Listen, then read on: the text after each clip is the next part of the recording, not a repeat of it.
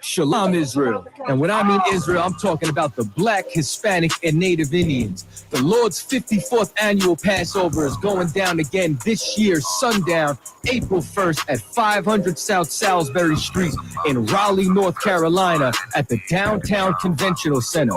It's got enough room for all of us. The Lord's 54th annual Passover. Last year, brothers and sisters showed up from all over the world, rocking ancient garments and glorious apparel in order to serve the Most High in Christ. Now, it's that time again. Commander General YAHANNA is putting out the decree for all brothers and sisters to show up sundown, April 1st in Raleigh, North Carolina.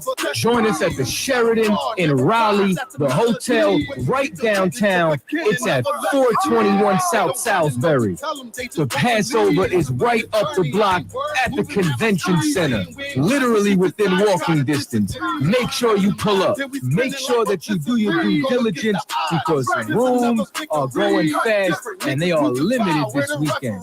You understand? We have months in advance of preparation. Do not wait till the last minute to get your room. The Lord's 54th annual Passover, Saturday, April 1st in Raleigh, North Carolina. Join us there. It's about time sending curses to them enemies. Lovely, and you'll speak with John. Pretend the camera isn't here. It's my favorite line. Absolutely. So, John, why are you here? So first, I'm Precinct Officer 5000 for I.S.U.P.K of the Israelite School of Universal Practical Knowledge. We were started out of 1 West 125th Street out of Harlem, New York. We are underneath the land of YAHANNA. And we're out here because today is Martin Luther King Day, and it's been 60 years since his famous speech stating that he has a dream. And the past 60 years, as Black Americans, we've had a lot of time to reflect, to analyze, and to look at the legacy of this man right here. And the reality is, Martin Luther King's dream has been a nightmare for Black people in America. You understand? A lot of things that he said, it sounded good, it felt good, but the reality is our conditions as a people hasn't changed as much as we would like to believe it has. And and so we're out here and we're just doing a couple of different interviews with people just to get their perspective and get a general consensus on what the people, what this means to them. And, this is supposed to be a statue of hope, but I don't think it makes sense now to tell people to have hope in joining the people that hate you and joining the people that don't view you as human. So I want to ask you a second question. So a dream not fulfilled. Absolutely. A dream not fulfilled, and not only that, a dream that will never be fulfilled. It's not the reality to believe that we can all join together in love when there's a people that are being destroyed and abused and oppressed. And, I'll just say this, and I spoke to a gentleman earlier, he was Jewish, and we had an excellent conversation. And I asked him, would it make sense for the Jewish to have stayed in Germany when they were being abused and oppressed and the horrible things were happening to them? And he then clicked for him. He understood. He's like, okay, so separation has to happen. And we follow a man that is greater than Martin Luther King, that follows what we believe in the Bible. And that's the man in YAHANNA. He teaches us to do what God says. And God told us to join ourselves together, O nation, I desire. Not join ourselves to a people that hate you and abuse you and murder you. No one would advocate to continue to love your abuser. Everyone knows it's prudent and it's wise to separate yourself from someone that means you harm. And so that's what we do.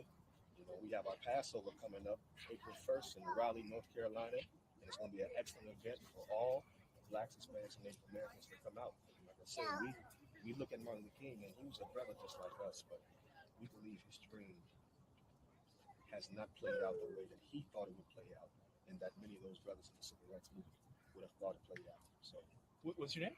Kazak, Precinct Officer Kazak Ahmad. Can you spell your first name too? Absolutely. Or your last name too? CHAACAQIMAD. Cool. Thanks so much. Appreciate it. Thank you. Absolutely. So, we got Dylan.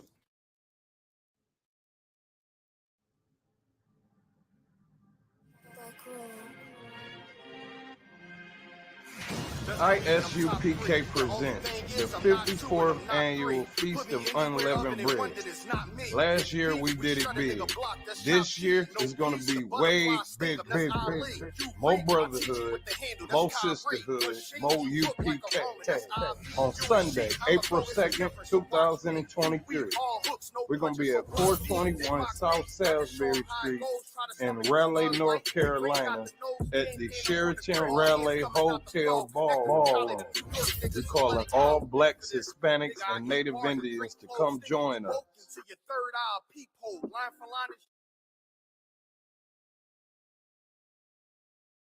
Yo, man, we out. Man, you ain't going no damn thing, bro. You don't be going nowhere like that. See, I've been places, you know what I'm saying? I travel. I go, you know what I'm saying? Yeah, what about you, Shrew? I mean, niggas don't really be going nowhere, but I know I do. Where you been at? Where you been at, man? Shit, I be out Puerto Rico, I be out Cuba. Shit, I've been at the best nigga ain't been no motherfucking Cuba, man. Where the Cuban cigar at, nigga? Niggas go to Baltimore act like they been.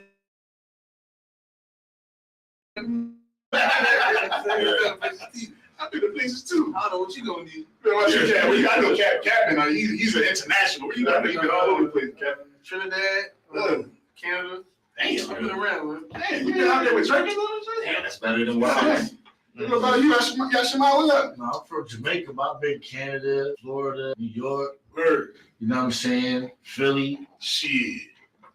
What about you, Cat? Well, I'll tell you where y'all niggas ain't been. Yo, Cat, where you been though, man? Man, I've been where y'all niggas ain't been. I've been to the Passover. What? Yeah, y'all never been there? You ain't never been to the Passover? Damn, Cat, that was a hurt piece. Y'all ain't never been to the Passover? Y'all ain't never been to the Passover?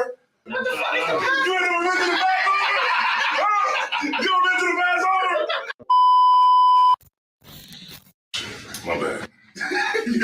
But y'all ain't never been to the Passover? Unfortunately not. You got the lamb slaughter. You got General Muhammad's class. We got the children's party. They got stuff for the kids to do.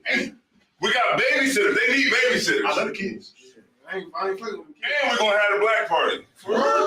Shit. And guess what? What's that? If you pay your Passover fees up front, you can get in the black party for free. Hell yeah. That's what I'm saying. Black party? It's gonna be performances there. You know what I'm saying? It's gonna be open bar with the beer and the wine all night. You know what I'm saying? So we're gonna be in the building, you know what I mean? Black party? Is that all? Shit.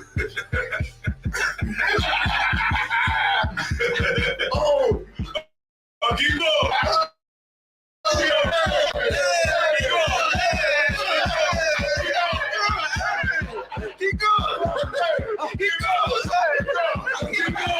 Shalam, Israel, you already know what it is. We do it bigger and better every year. This year, the 54th annual Passover.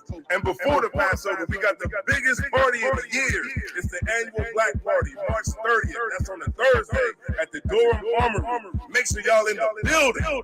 And the moment y'all all the waiting for, the 54th annual I.S.U.P.K Passover, April 1st. April 1st, we doing it big. Once again, serving the Most High in Raleigh, North Carolina. And you can get all of that at this year's Passover.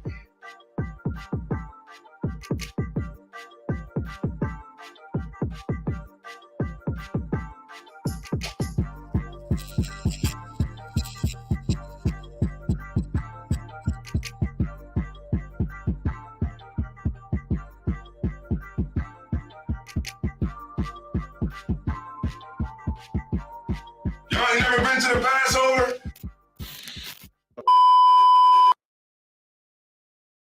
Shalom.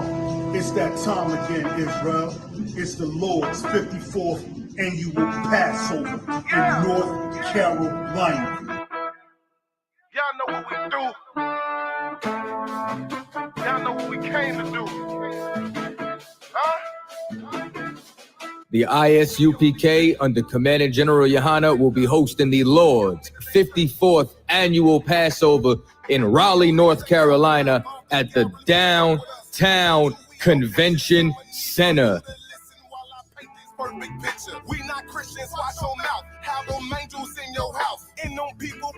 This is something that you do not want to miss. Make sure that y'all bring the entire family. Oh, you think I'm bullshitting? Wait till I get with you. If I gotta go to around, I'ma shut the town down. I ain't about to stop until I hear the sand down. All you gonna see is a lot of men down. The downtown Raleigh Convention Center. We ain't never stopping now. You running now. All my niggas go to ground. We go to ground. You dealing with the menopause. For blacks, Hispanic, and Native Indians. Go to ISUPK.com to purchase your tickets today. $200 per every adult over the age of 17 years old. We are not the same. No, we not related. I'm not stuck on living. Death is a vacation. My camp undefeated. You cannot debate. You just want the clout. The We just want Lord's the grade. 54th annual Passover, April the 1st, is coming down to Raleigh, North Carolina. Commander General YAHANNA has done it again. You don't want to miss this. Courtyard. That's why I don't know you. I'm not letting nobody sell you crack. You know why? Because I never saw you before. But you a black man like me. That's right. And it's worth something. This is BLACKWATCH with Commanding General YAHANNA, the only man to lead blacks, Latinos, and Native Americans. God made man on this earth. The white man he make man. God made man. God wants man to obey him. Bringing you real news. We don't need a black man in the White House. We need a black man in every black house. For many years, there's a lot of black people who didn't realize how deep the racism of white America was. You ain't gonna do nothing unless you decide where you gonna stand at with the Most High. This station is now the ultimate power in the universe. Righteous solutions to issues plaguing our nation. Boy, you better wake up and see the power that is within blacks, Latinos, and Native Indians. Join us every Monday from 9 to 11 p.m. BLACKWATCH. Let the show begin.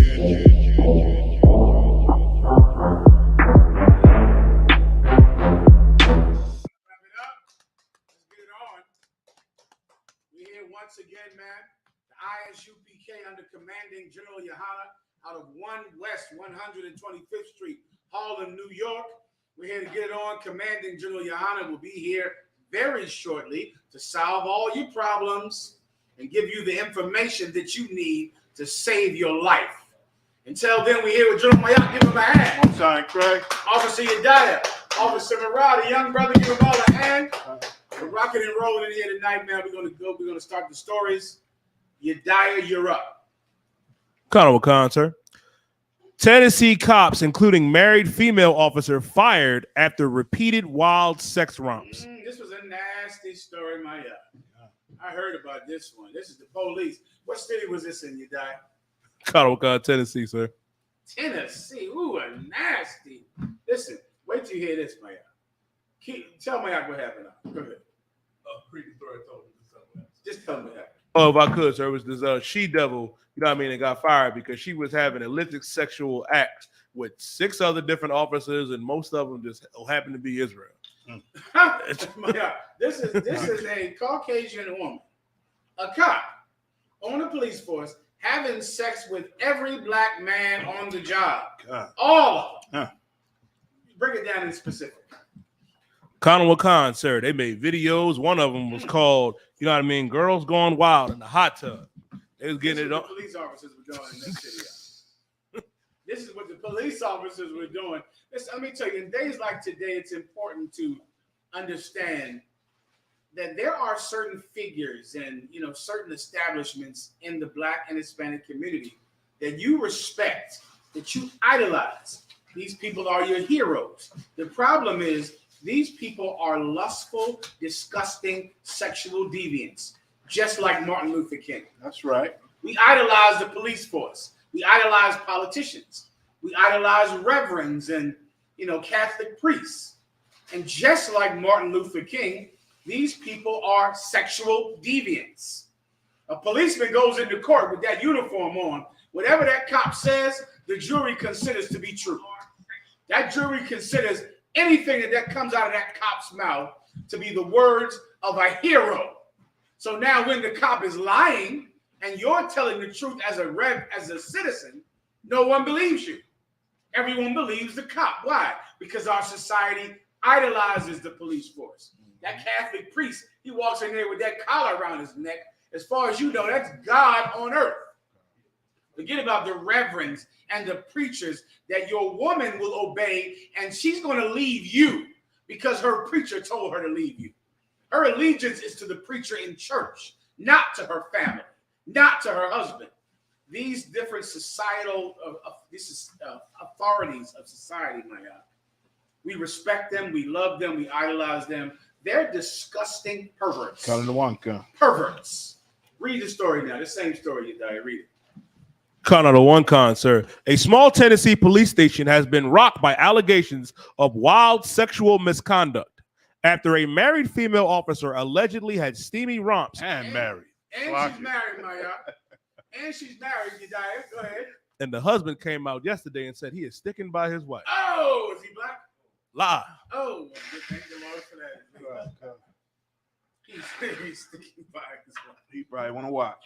A lot of people sticking by her. Stuck by her. He just a fan. He loves his baby mama. He'll never let her go. That's what DMX said. He'll never let her go. Yeah. Oh, keep going, you die. Con one con, sir. With 6 male officers, including elect on-duty liaisons, according to reports. They're doing this on duty, on the clock. They're supposed to be out protecting the community. They're having sex, 6 of them having sex with one white woman. And the liaison. And liaisons. Having those nasty sex on the job with 6 people while they're supposed to be working. And now, once again, when this white woman goes into court, everyone will believe everything that comes out of her mouth because she's a cop, right? What's a major incident that proves that? Is the death of Botham Jean. Give me that story. Botham Jean, a white woman police officer, killed. A shocking 20-page report has been completed into sexual relationships at the Laverne Police Department. Some happening while officers were on duty and at work. Doing something while you're at work. I mean, for everybody else who goes to work, we're held to that same standard. Jerry Howell says he was in disbelief when first reading the report and wants changes from city leaders. She killed that brother, murdered him. Later on, she got convicted by a jury.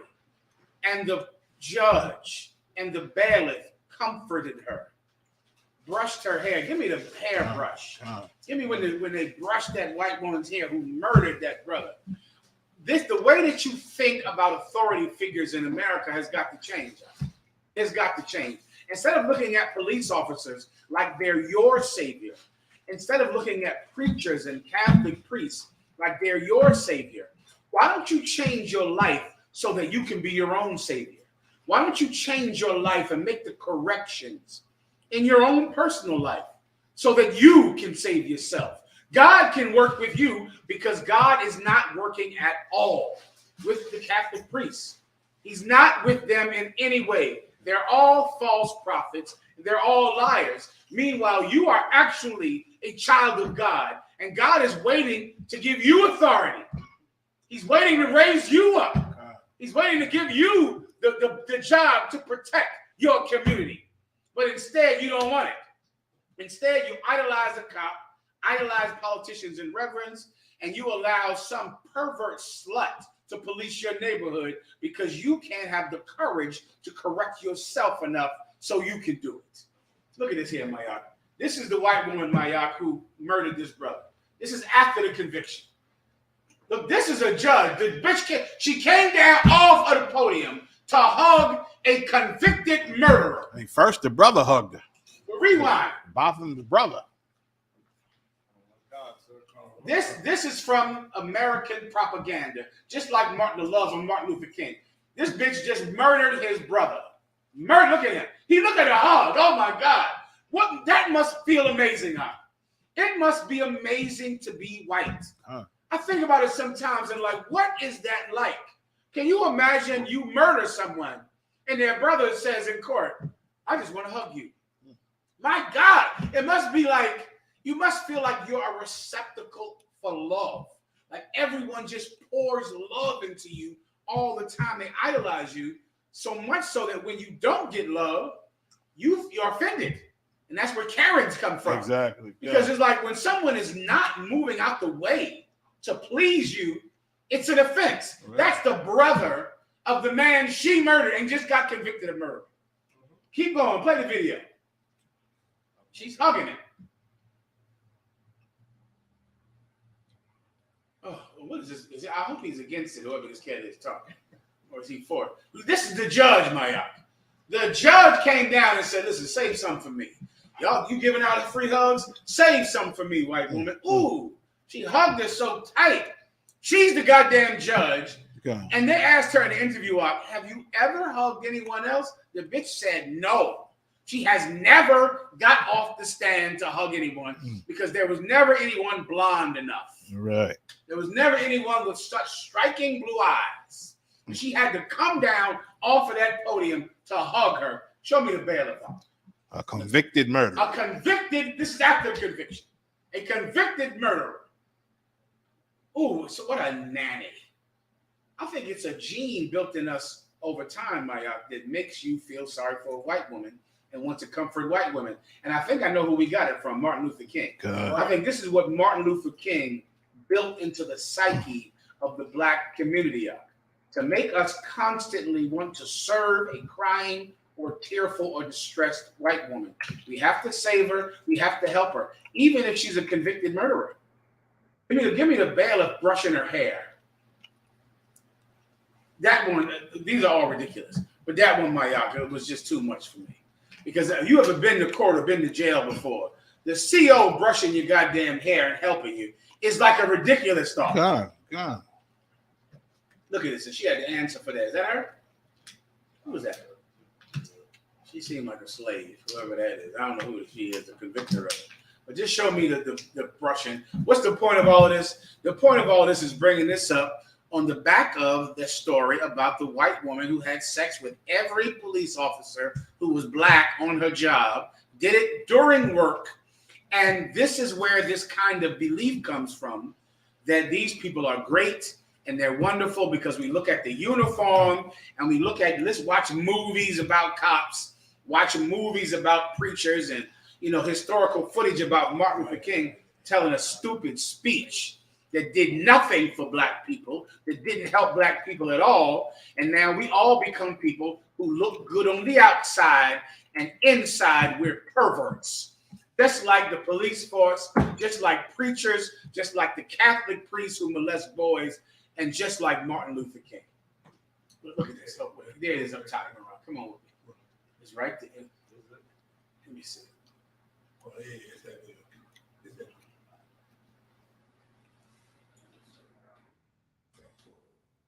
I'll show it to you in 1 second. What else do you have after this up? I don't think this is the one.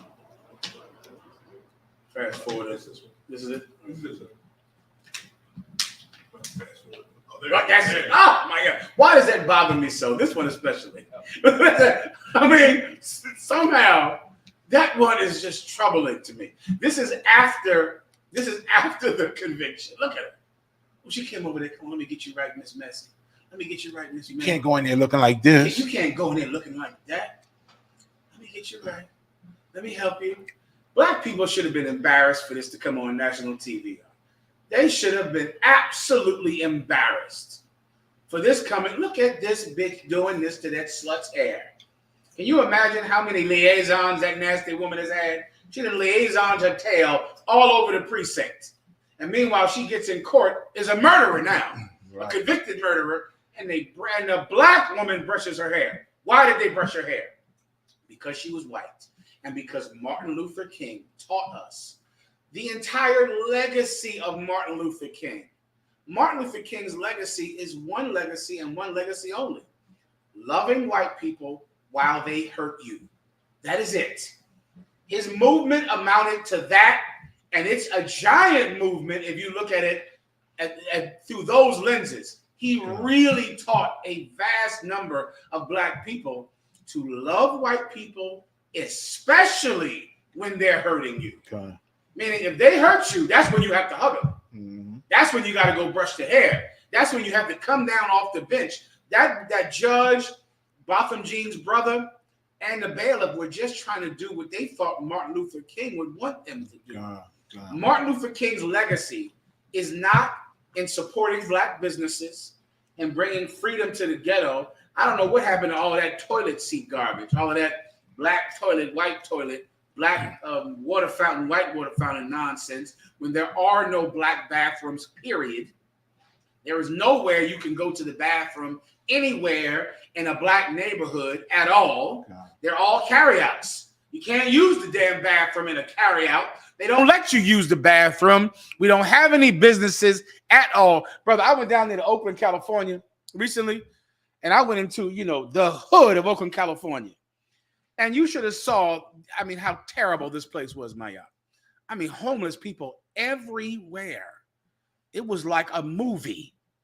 It was so many of them everywhere, under tents everywhere. And I looked out there and I said, well, this is the civil rights movement of the 60s, right? This is it. This is what all the effing marching was for. To end up here, and the Chinese own the entire place. And in that, Oakland is the same as every city I go to. It's no different. Homeless people everywhere. Black people poor and getting high. The Chinese and the Japanese own all the businesses. That could be any place.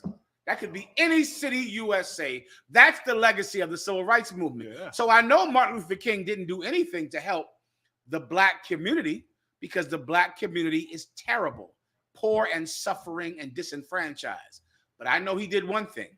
He taught us to love white people, especially when they hurt you. And that worked. Right. He was an absolute success at doing that, Mayak. That's them sit-ins. Like, while you getting spit on, you sitting at the damn counter, they telling you, no niggas, get out. You don't get out. I just want some eggs, miss. I just want some eggs. They spit in your face and punch you in the mouth. You know they spitting in your food. And we end up making them rich now. Now, their businesses are thriving and ours don't exist, like you said. And Martin Luther King, he was such a snake, and he was a pervert and a homosexual, according to the Abernathy. According to his best friend Abernathy, Martin Luther King sucked male penises. That's straight up out of Abernathy's mouth. Hate to use that word, but that's where it came from. Out his mouth. God. Abernathy, who was a close confidant of Martin Luther King, said that he sucked penises. It's in his book that he sucked penises. All of us follow Martin Luther King. We're all, closet deviants, but outwardly we're so loving, especially when it's talking about a white person, and especially a cruel white person who has hurt us. That's the one we have to love the most. That's the only lasting legacy of Martin Luther King. Nothing else exists. There's no freedom. There's no justice. There's nothing at all that exists of the work of Martin Luther King, except a white cop being able to murder you, and the black family is going to hug you. The black judge is going to comfort you, and the black bailiff is going to brush your hair. Even though you're having sex with everyone on your job. 1 second.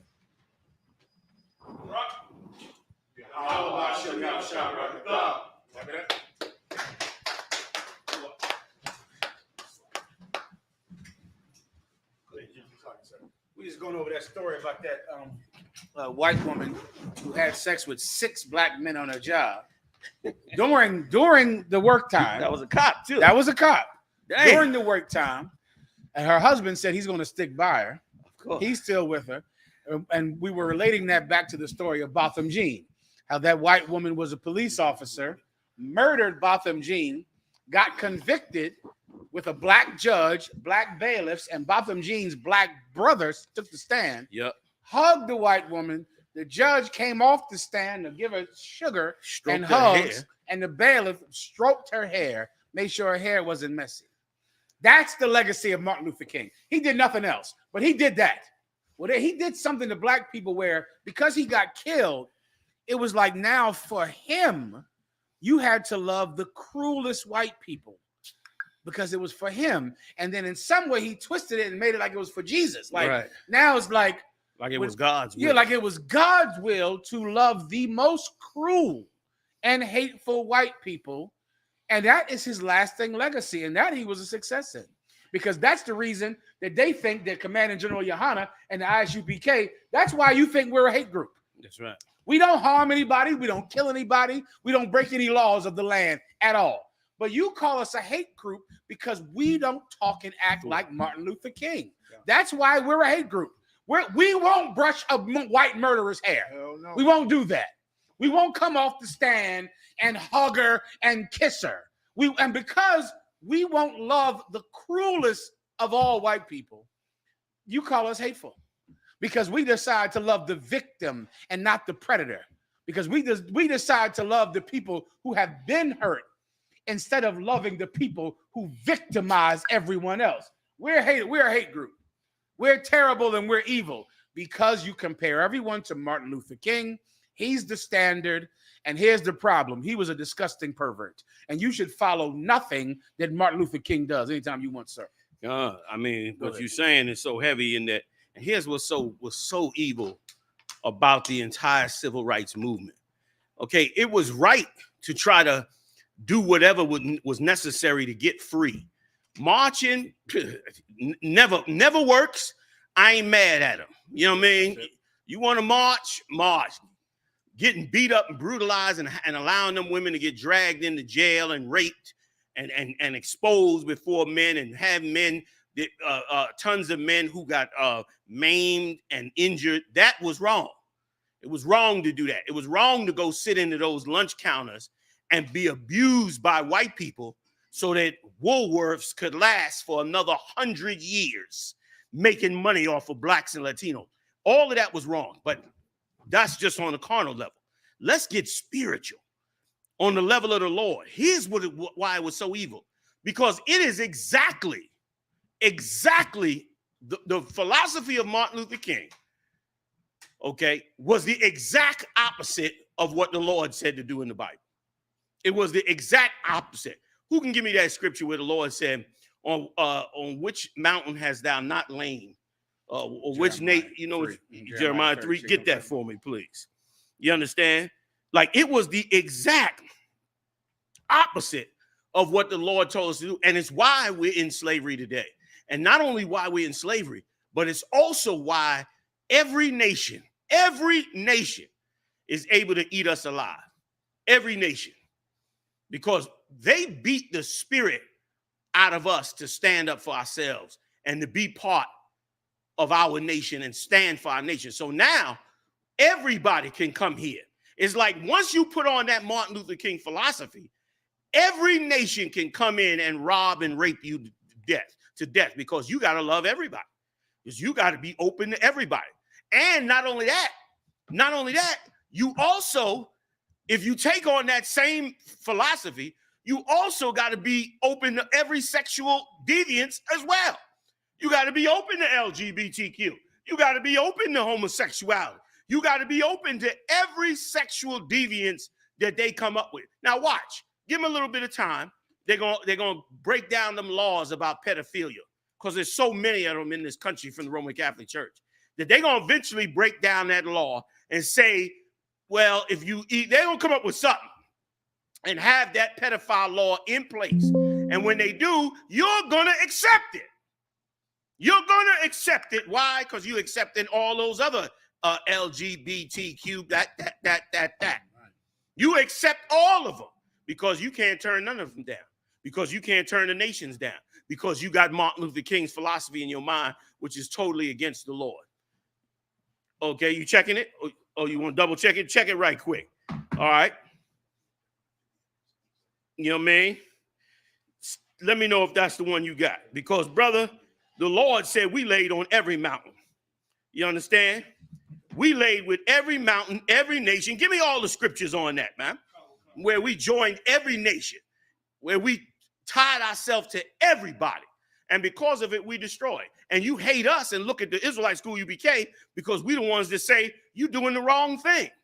You doing the wrong thing. Black people, Latinos, oh my God. Native Indians, your life is wiped out. And let me tell you something else too, if I could. The empire is amazing. The empire is amazing because if you turned on TikTok, YouTube, Instagram, you would think blacks and Latinos and Native Indians are having a wonderful life. You would think that they are having an exceptional life in this empire. If you turn that on, if you turn on WeTV or A&E or some of them other channels that totally dedicate themselves to our content, you will believe that our lives are amazing. You will believe that Martin Luther King is a success story. They just dedicated another statue to him. They had another statue they dedicated to him. Your live, they removed your access on TikTok. Y'all trying, but I think this content is just too mean for TikTok. You know what I'm saying?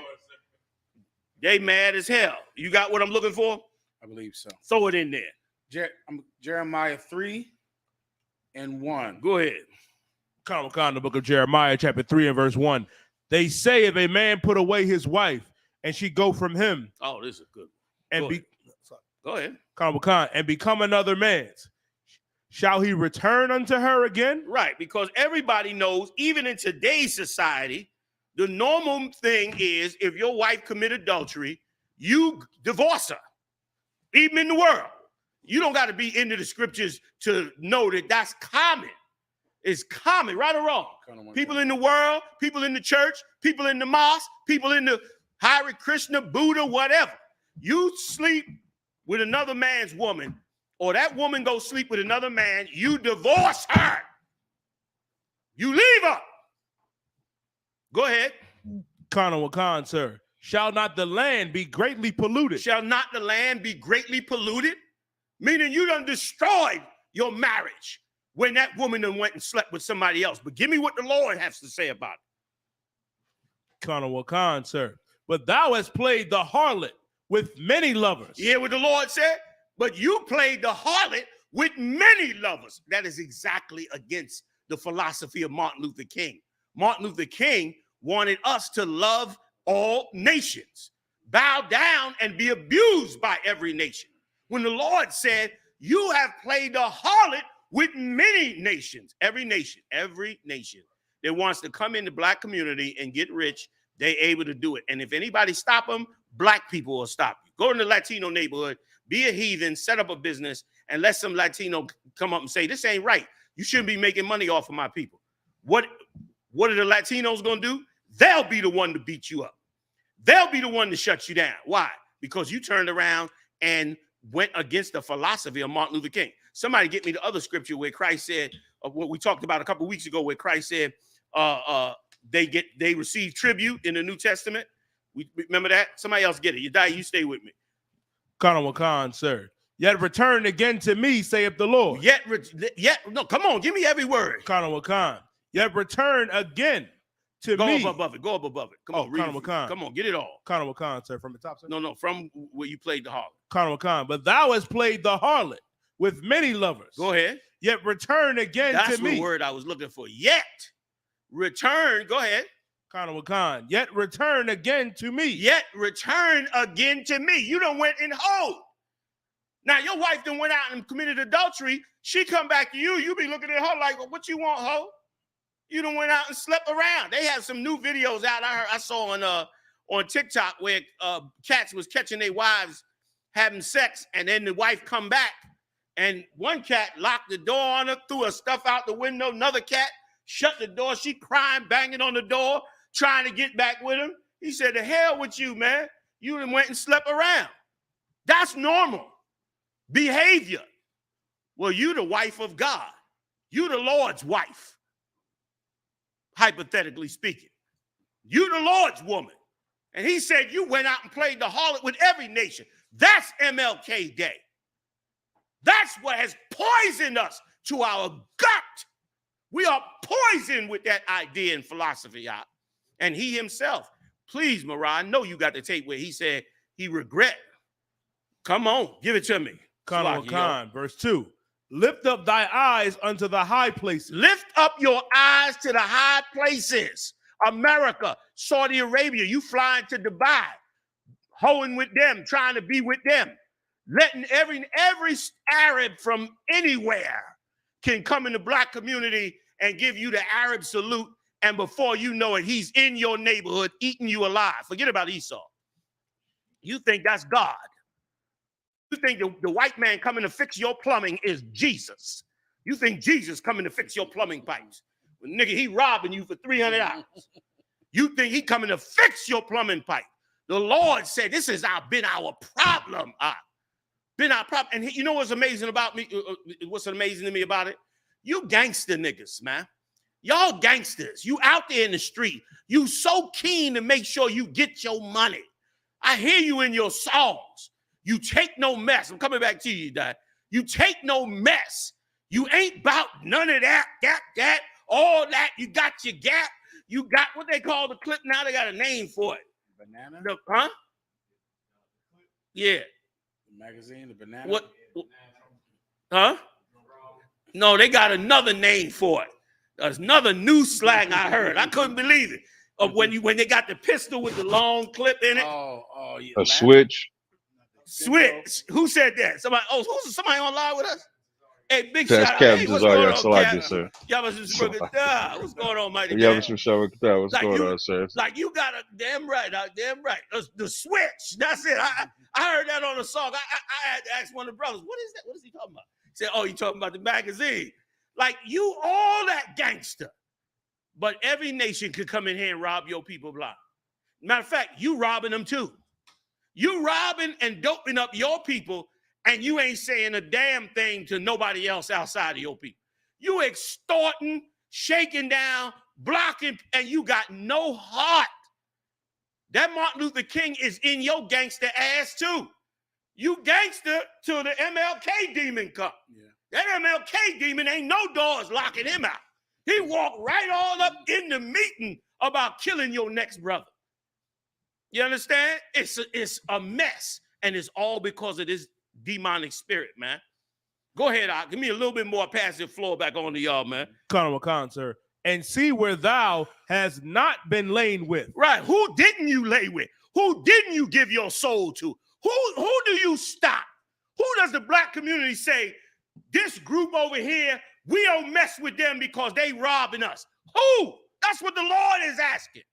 Who do you stop ever from wiping out black people? That's why I'm stressed every night. I'm stressed every night. I don't halfway sleep like I should.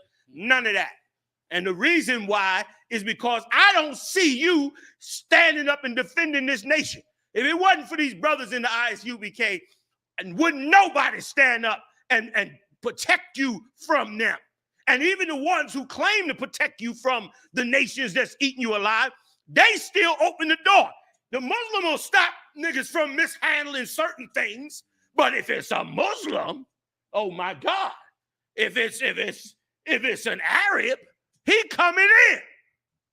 Even some Christian groups will stop some things, but if it's the white Jesus now, he coming in. This is a big part of what's wrong with us, man. No nation allows you to do that. No nation. I'm going to read it to you on what Christ said. Christ gave it to us clearly. Couple more minutes, y'all. Give you the floor right back. Sure. Come on with it, Doc. Is there more than that? Khan, sir. Finish that. Come on. Khan, sir. In the ways hast thou sat for them. Right. And in the ways you sat for them. You know what it means is you sat for them? It means you sat there and listened. Like you took in what they said and followed it. You sat for them. You didn't stand up against them. You sat down. You heard their philosophy. You heard their poison, and you put it inside you. This is the problem with black people. And here's why you get confused. Because you see the civil rights movement, and you see it like, man, they was fighting. They was standing up. They was protesting. But you didn't realize that really they were fighting for you to join your slave master. That's what they was fighting for. Now I'm going to show you Christ's real take, because you don't know Christ. You think he's a white dude that love everybody. Give me the other scripture I asked for, Mom. Or you can give it to you got it already? It's up to you. Matthew 17:24.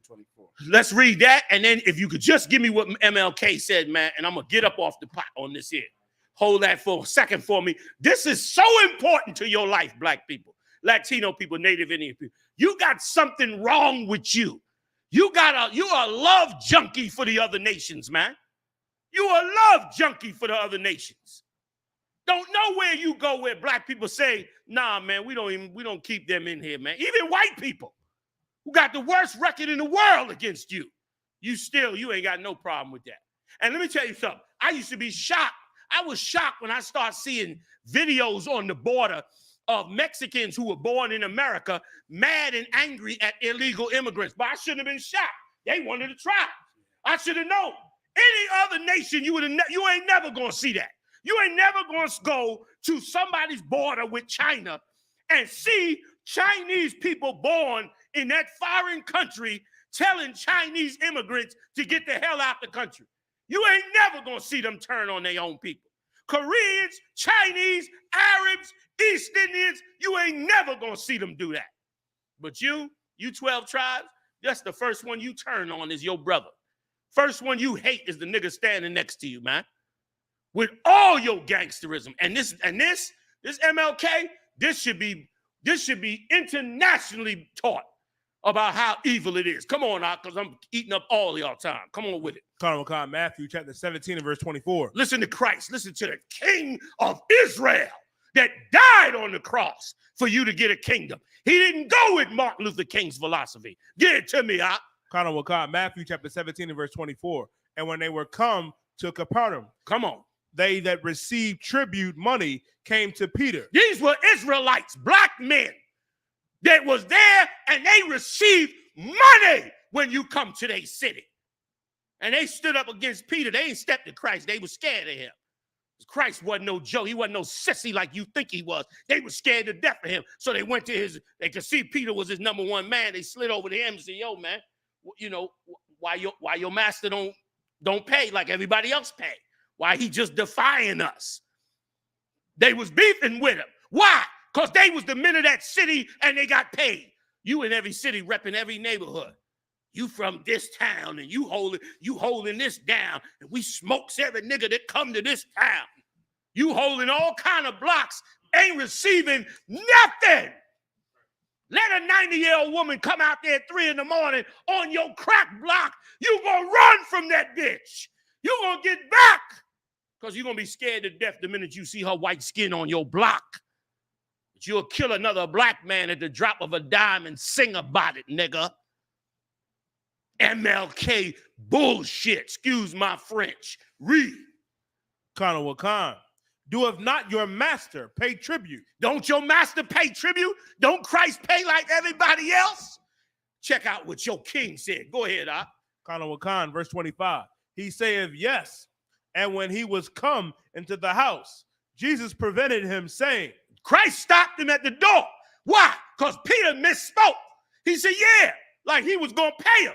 When Christ ain't never say he was paying nobody. Because Christ understood it, but he was peaceful. Go ahead, sir. What thinkest thou, Simon? Of whom do the kings of the earth take custom? Who do the kings take custom from? Come on. Or tribute of their own children or of strangers? Right. Do they take money from their own children or from strangers? Boy, let me tell you something, Mark. You could say what the hell you want to say. The Bible is the greatest book that was ever laid down to mankind on the face of the earth. If you don't understand that, it's because you don't understand the book and you have not been taught because you have not allowed the prophets in the I.S.U.P.K to teach you. Brother, what he is saying here is a mouthful on how your society should run.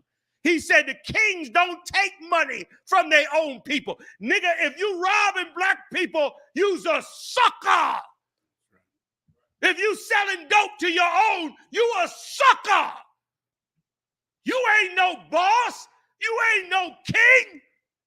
You a slave, nigga. He said the kings of the earth take tribute of other nations. You let the other nations rob and extort you in your own land. That's what you do. MLK philosophy. Damn that.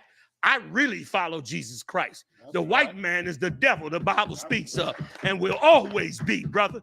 Long as he's sitting up over the top of me, getting money out of me and my people, I got to watch my old ladies starve. I got to watch my old men fall into a bottle because they busted and broke because this man done took everything from them. And you telling me you a gangster, nigga?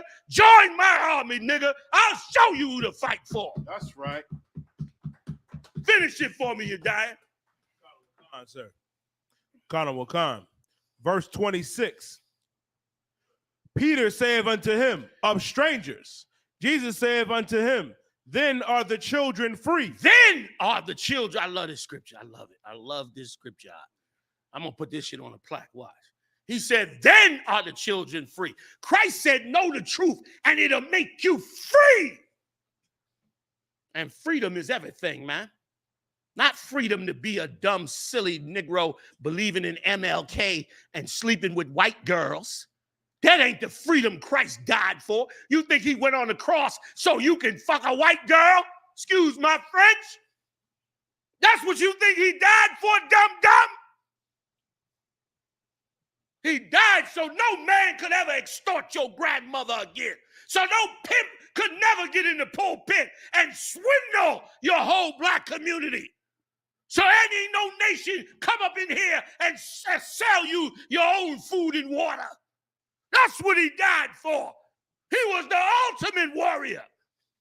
He was not no Martin Luther King fan. What Martin Luther King taught was satanic. And demonic. To where when they robbed us blind, he found it out. Marab, play it so I can get off these brothers' platform, man, stealing all this time. I don't see the answer to our problem in riots. So my slogan is not burn, baby, burn. My slogan is build, baby, build. Organize, baby, organize. Learn, baby, learn so that you can earn, baby, earn. That one up there on the right. One day live in a nation where they will not be judged by the color of their skin, but by the content of their character. Go right there. That dream that I had that day has in many points turned into a night. Right back a little bit, because there's a part where he says the words, I regret it. I have a dream today. Everybody can see I must confess that that dream that I had that day has in many points turned into a nightmare. Come on! Now, I'm not one to lose hope. I keep on hoping. I still have faith in the future. Oh, I'm sorry. Sorry. But let me say this, I just want to say this. Martin Luther King and this mistake of civil rights is one of the greatest lessons we could learn in this captivity. Everybody could go home and hear that. Let me let you finish it. I'm done. Finish that part, and I'm off of it. To analyze many things over the last few years, and I would say over the last few months. I've gone through a lot of soul-searching and agonizing moments, and I've come to see that we have many more difficult days ahead, and some of the old optimism was a little superficial, and now it must be tempered with a solid realism. And I think the realistic fact is that we still have a long, long way to go, and that we are involved in a war on Asian soil, which, if not checked and stopped, can poison the very soul of our nation. I'm not going to say that all of our problems will be solved if the war in Vietnam is ended, but I do say that the war makes it infinitely more difficult to deal with. You can pause it. That's it on that. Can I just, one last thing?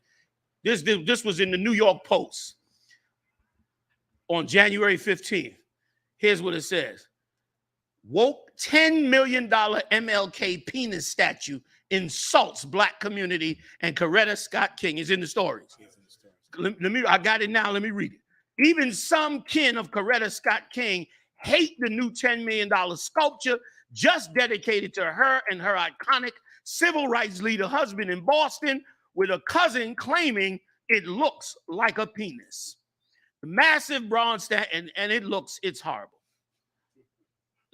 It's horrible. Listen, they took the statue of him hugging and then removed the head off of the statue and had the head. It looks like a rod. It looks like somebody's sexual perversion. Go ahead, you guys. Lock it. If I may, sir, I have an article and a quote that was sent for me by General Mayak, sir. Please. Out of the memoir. It says in his 1991 memoir, Breaking Barriers, journalist Carl Rowan writes that in 1964, Congressman John Rooney told him that he and his congressional committee had J. Edgar Hoover play an audio tape of an apparent orgy held in King's Washington Hotel suite. Over the sounds over a couple having intercourse in the background, according to Rooney, King could be heard saying to a man identified as Abernathy. I don't see why not. Shalom. It's a lot here. Come over here, you. This is Dr. Martin Luther King. Dr. Martin Luther King. Come over here, you big black motherfucker, and let me suck your dick. Let me tell you something. That is the reason that they do not let those tapes out.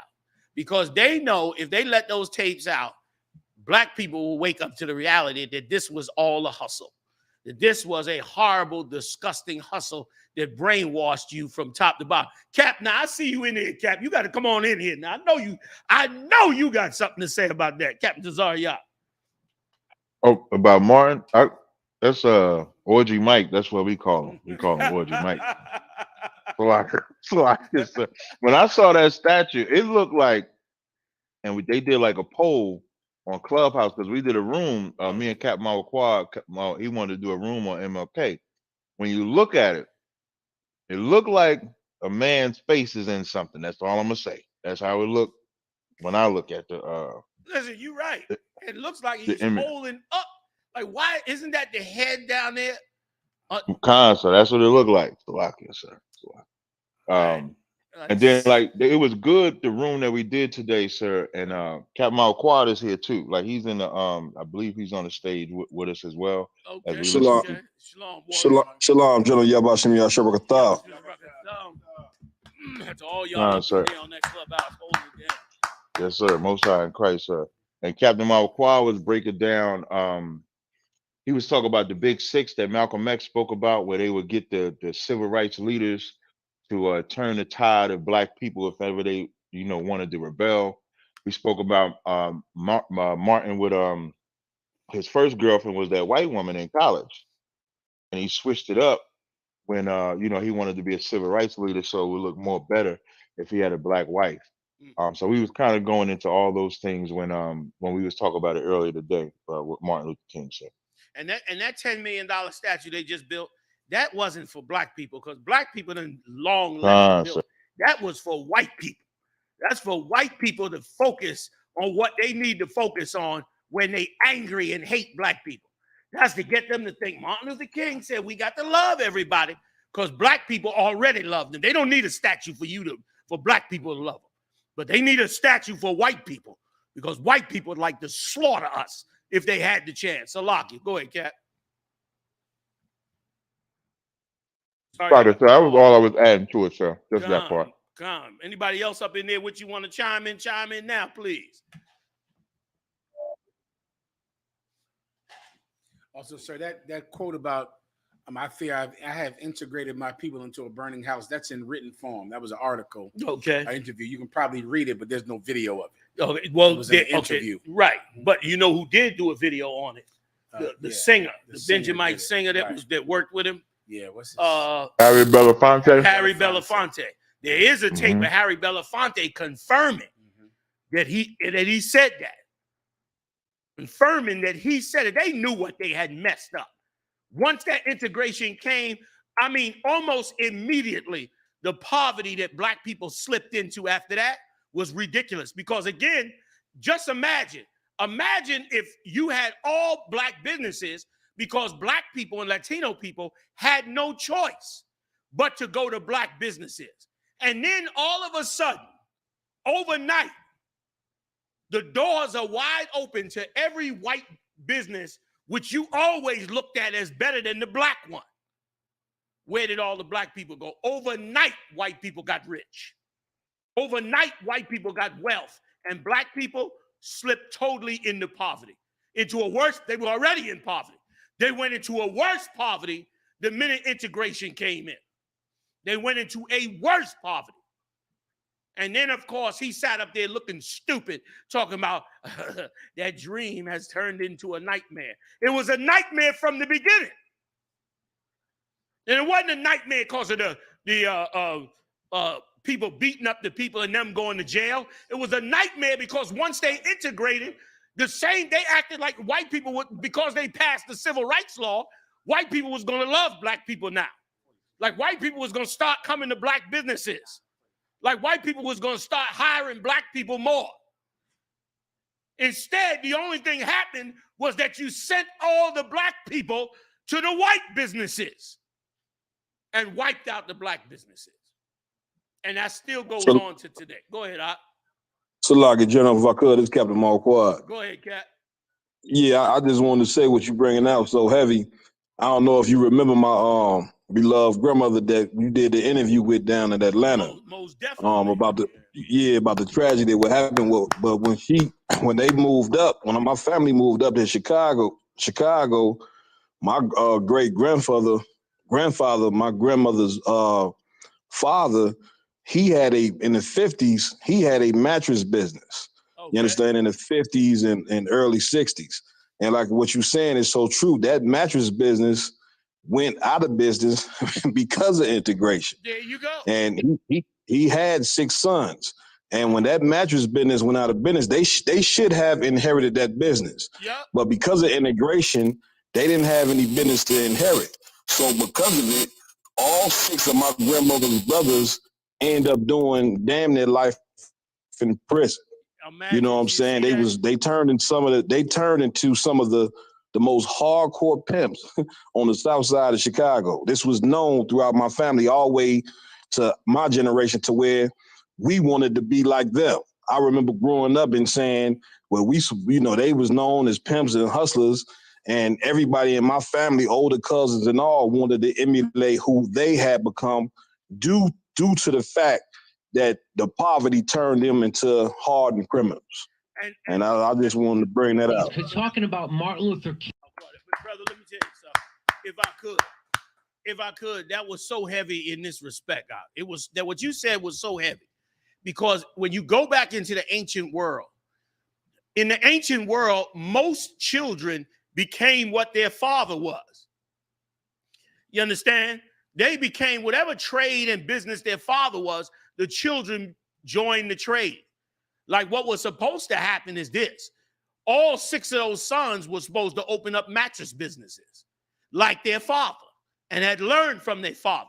And all the young kids in the neighborhood were supposed to want a mattress business like them.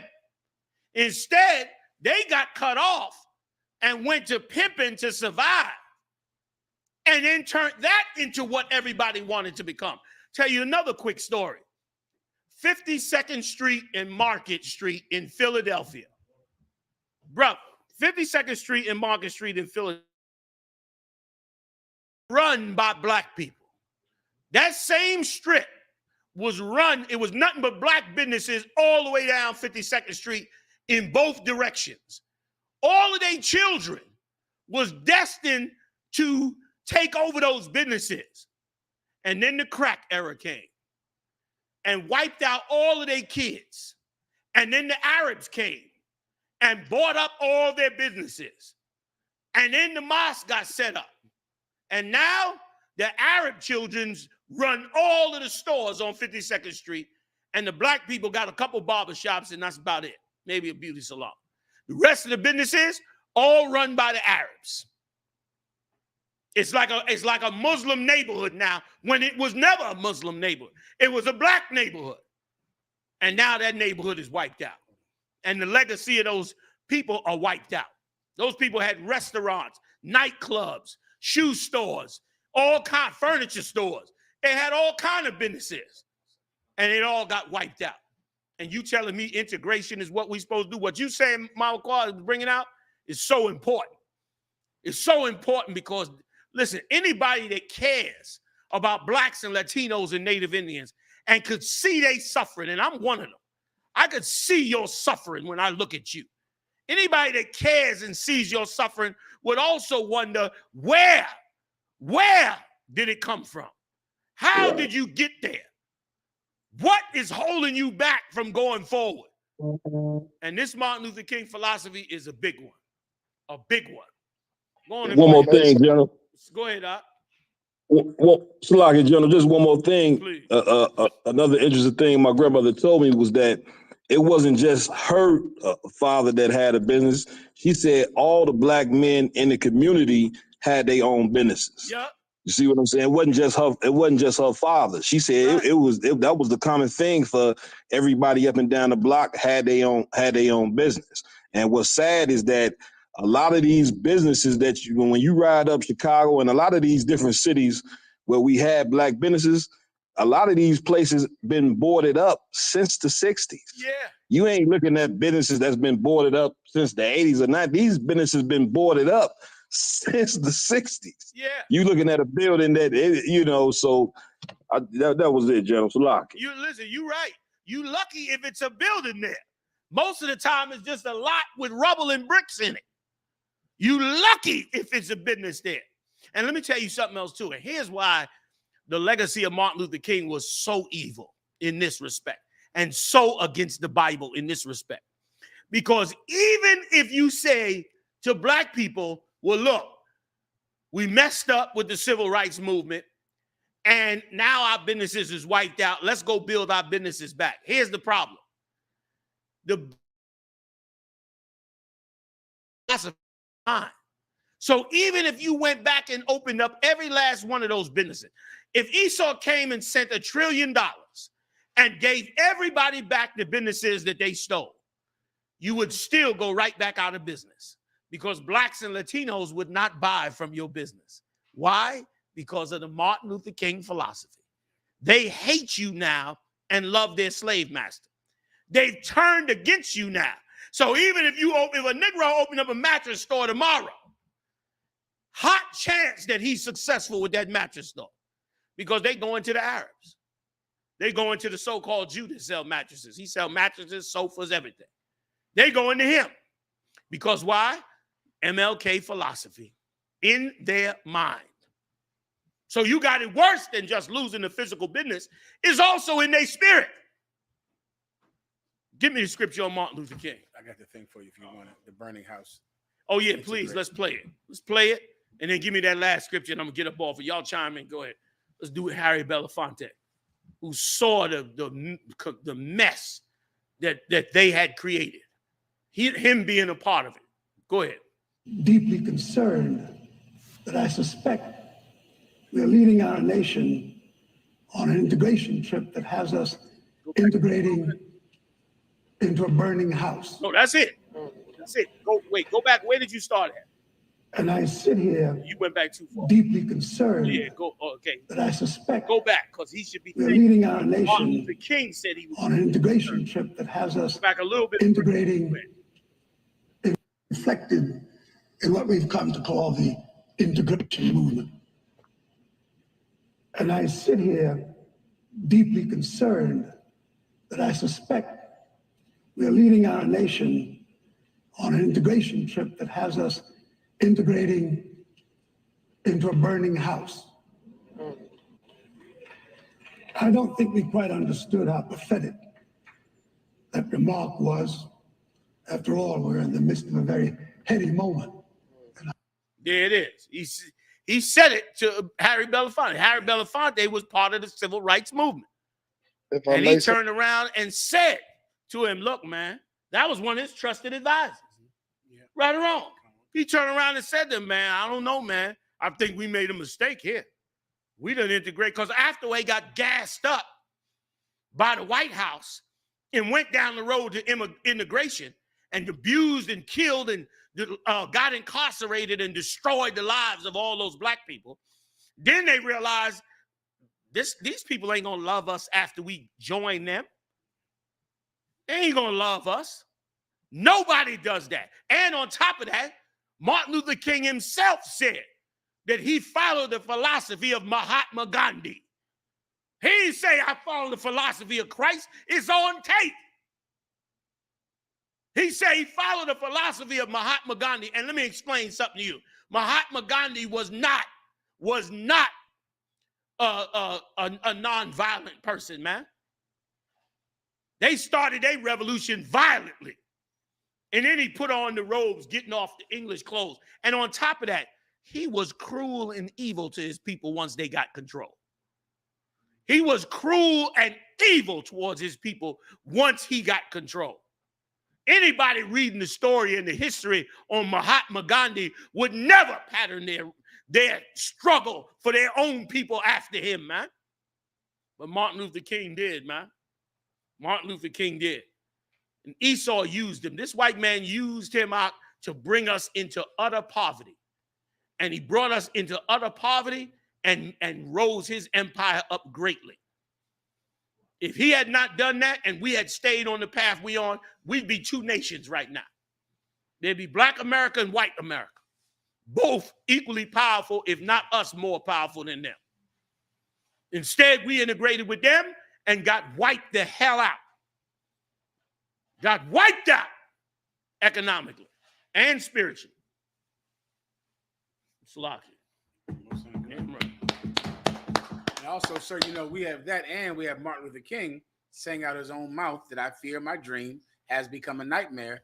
That he said. He said himself. He said that. It's you can go look it up on YouTube. We had it a second ago. You can grab that video for Commander General YAHANNA if I could, where he said, my dream has become a nightmare. Here's the truth of the Martin Luther King movement. About 2 years after he said that I have a dream speech, he regretted the entire civil rights movement. Yeah. He thought it was a mistake. Yeah. He thought he made a mistake. He was not thinking clearly. You can play the one with the start of the mark right here. This is it. One day live in a nation where they will not be judged by the color of their skin, but by the content of their character. I have a dream today. I must confess that that dream that I had that day has in many points turned into a nightmare. That's right. Now, I'm not one to lose hope. I keep on hoping. I still have faith in the future. Now we should be able to move on from this. Yes. As a people. He moved on. You see how Yeah. the first video was in black and white. The second one was in color because it's later on. Yeah. A few years went by. They invented color television. Yeah. Time went by. He thought on it and he said, my dream has become in many points as a nightmare. He told Harry Belafonte around the exact same time, I fear I have integrated my people into a burning house. Martin Luther King thought the integration movement was a mistake. He thought it was a mistake. We still held on to it when he did not hold on to it. And if I could back up Captain YAHANNA, sir, let me give you something that is really inarguable. This point I'm about to tell you, there's no way to argue that it's not true. Give me the video I just showed you about the unemployment in America. I want to check this out.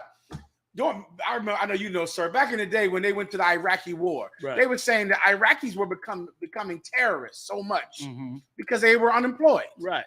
They didn't have jobs, so they were becoming terrorists. Right. 17-year-old, 18-year-old Iraqi boy, he was going to be a terrorist because he had no job. After the January 6th riots, they did more studies, and they said white men have high unemployment rates. Damn. So now white men are upset, angry, and they have no job, and they storm the Capitol. Check this out, sir. This is an article from 2021. Please put it on the screen again. Pull it over so I can read it. Drag it over tape so I can see what that first word is. Oh, okay. I think it's surging. You can't see it. Does everyone else see it? No, it's off on both TVs. Oh, hey, again? You can read it. Can they see it? The people that okay, go ahead and read it then. Rising unemployment rates likely to cause violent unrest in the U.S., leading macroeconomic influences. They knew that if unemployment does not go down, there's going to be violence. This is something everyone knows, that if young people don't have jobs, they're going to become violent. Do you know what that means, Captain YAHANNA? Do you know what that means, brothers in Chicago, brothers in Los Angeles? Martin Luther King started the gangs. The gangs come from Martin Luther King. That's right. Think of every murder with the Crips and the Bloods, the Vice Lords, the gangster disciples, the black disciples. I wonder around what time all of that really kicked off. In the 60s. Let me guess, the 60s. In the 60s, that's when the gangs got gigantic after the death of Martin Luther King. They rioted. No one had a job because Martin Luther King gave your businesses to white people, because his philosophy was the crueler that white people are, you be nicer to them. So when white people wanted your businesses, you give them your businesses. 2 years later, he knew that was a mistake. Martin Luther King started the Crips, the Bloods, the gangster disciples, the Vice Lords, black crime, black on black crime, the violence in the black community. White people say that white people are more violent when they don't have jobs. Everyone is more, you're 18. You're 18, you're full of strength, you have ambitions, but you have no possible path to get a job. You're going to come together with other brothers just like you with no job, and you'll find other work to do. Please believe that. That's right. You'll find something to do. White men did it. White men went out and go down and burn the Capitol down and break in. Why? Because they were poor. They're living in trailer parks. They don't have any jobs, and they're physically strong and young. And they're going to do violence. Scientists do studies on this. Yep. If they don't have unemployment, there's going to be violence. Martin Luther King gave the black community, every business in the black community, to white people. Because of that, we didn't have jobs. From the 60s on, we've been in gangs. Martin Luther King caused the gang epidemic in America. It wasn't any riots before that. The riots started after the civil rights movement. Then you had Watts and everything else. It started burning up the whole damn country over it. You understand? Ridiculous, man. Ridiculous. Thank God we awake on it. One last scripture. Give me that scripture on the Lord, where the Lord brought it out. God on Wakan, sir.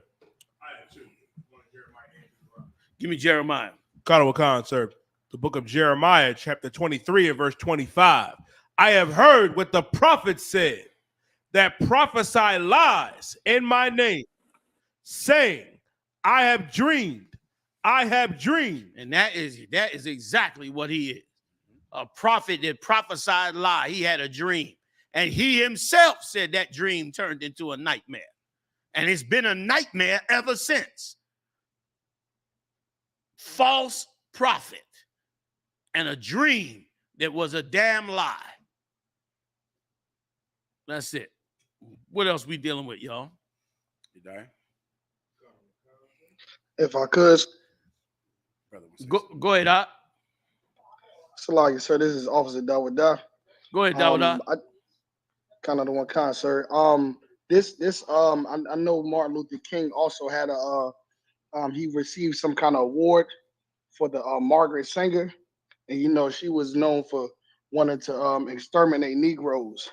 You mean to tell me that her organization actually gave him an award? Kind of one concept. I can read this article in the time.com. Go ahead, Doc. It says, this is Margaret Sanger, in quote, out quote. It says, we do not want word to go out that we want to exterminate the Negro population. And then it says, and the minister is the man who can straighten out the idea if it ever occurs to any of their more rebellious members. Right. He's the one that can cool it out. Right, kind of the one concert, and then it drops down right here to where it gets talking about Martin Luther King. It says in 1966, Martin Luther King Jr. made clear that he agreed that Sanger's life work was anything but inhumane. In 1966, when King received Planned Parenthood's Margaret Sanger Award in Human Rights, he praised her contributions to the Black community. Imagine that. What a whore. What a hoe. He actually accepted and stood on a Margaret Sanger Award, the precursor to Planned Parenthood, a genocidal sociopath that believed in killing off children of Blacks and Latinos. And he accepted that award. Insane. Go ahead, Dawada. Kind one concert, and it continues. It says he continued to say, there is a striking kinship between our movement and Margaret Sanger's early efforts. He said, Margaret Sanger had to commit what was then called a crime in order to enrich humanity, and today we honor her courage and vision. And today, that whole legacy of Margaret Sanger is carried on by Bill Gates. Bill Gates's mother was part of that, or father, one of them, was part of that eugenics movement. Bill Gates, right now, one of the richest men in the world, is part of the eugenics movement.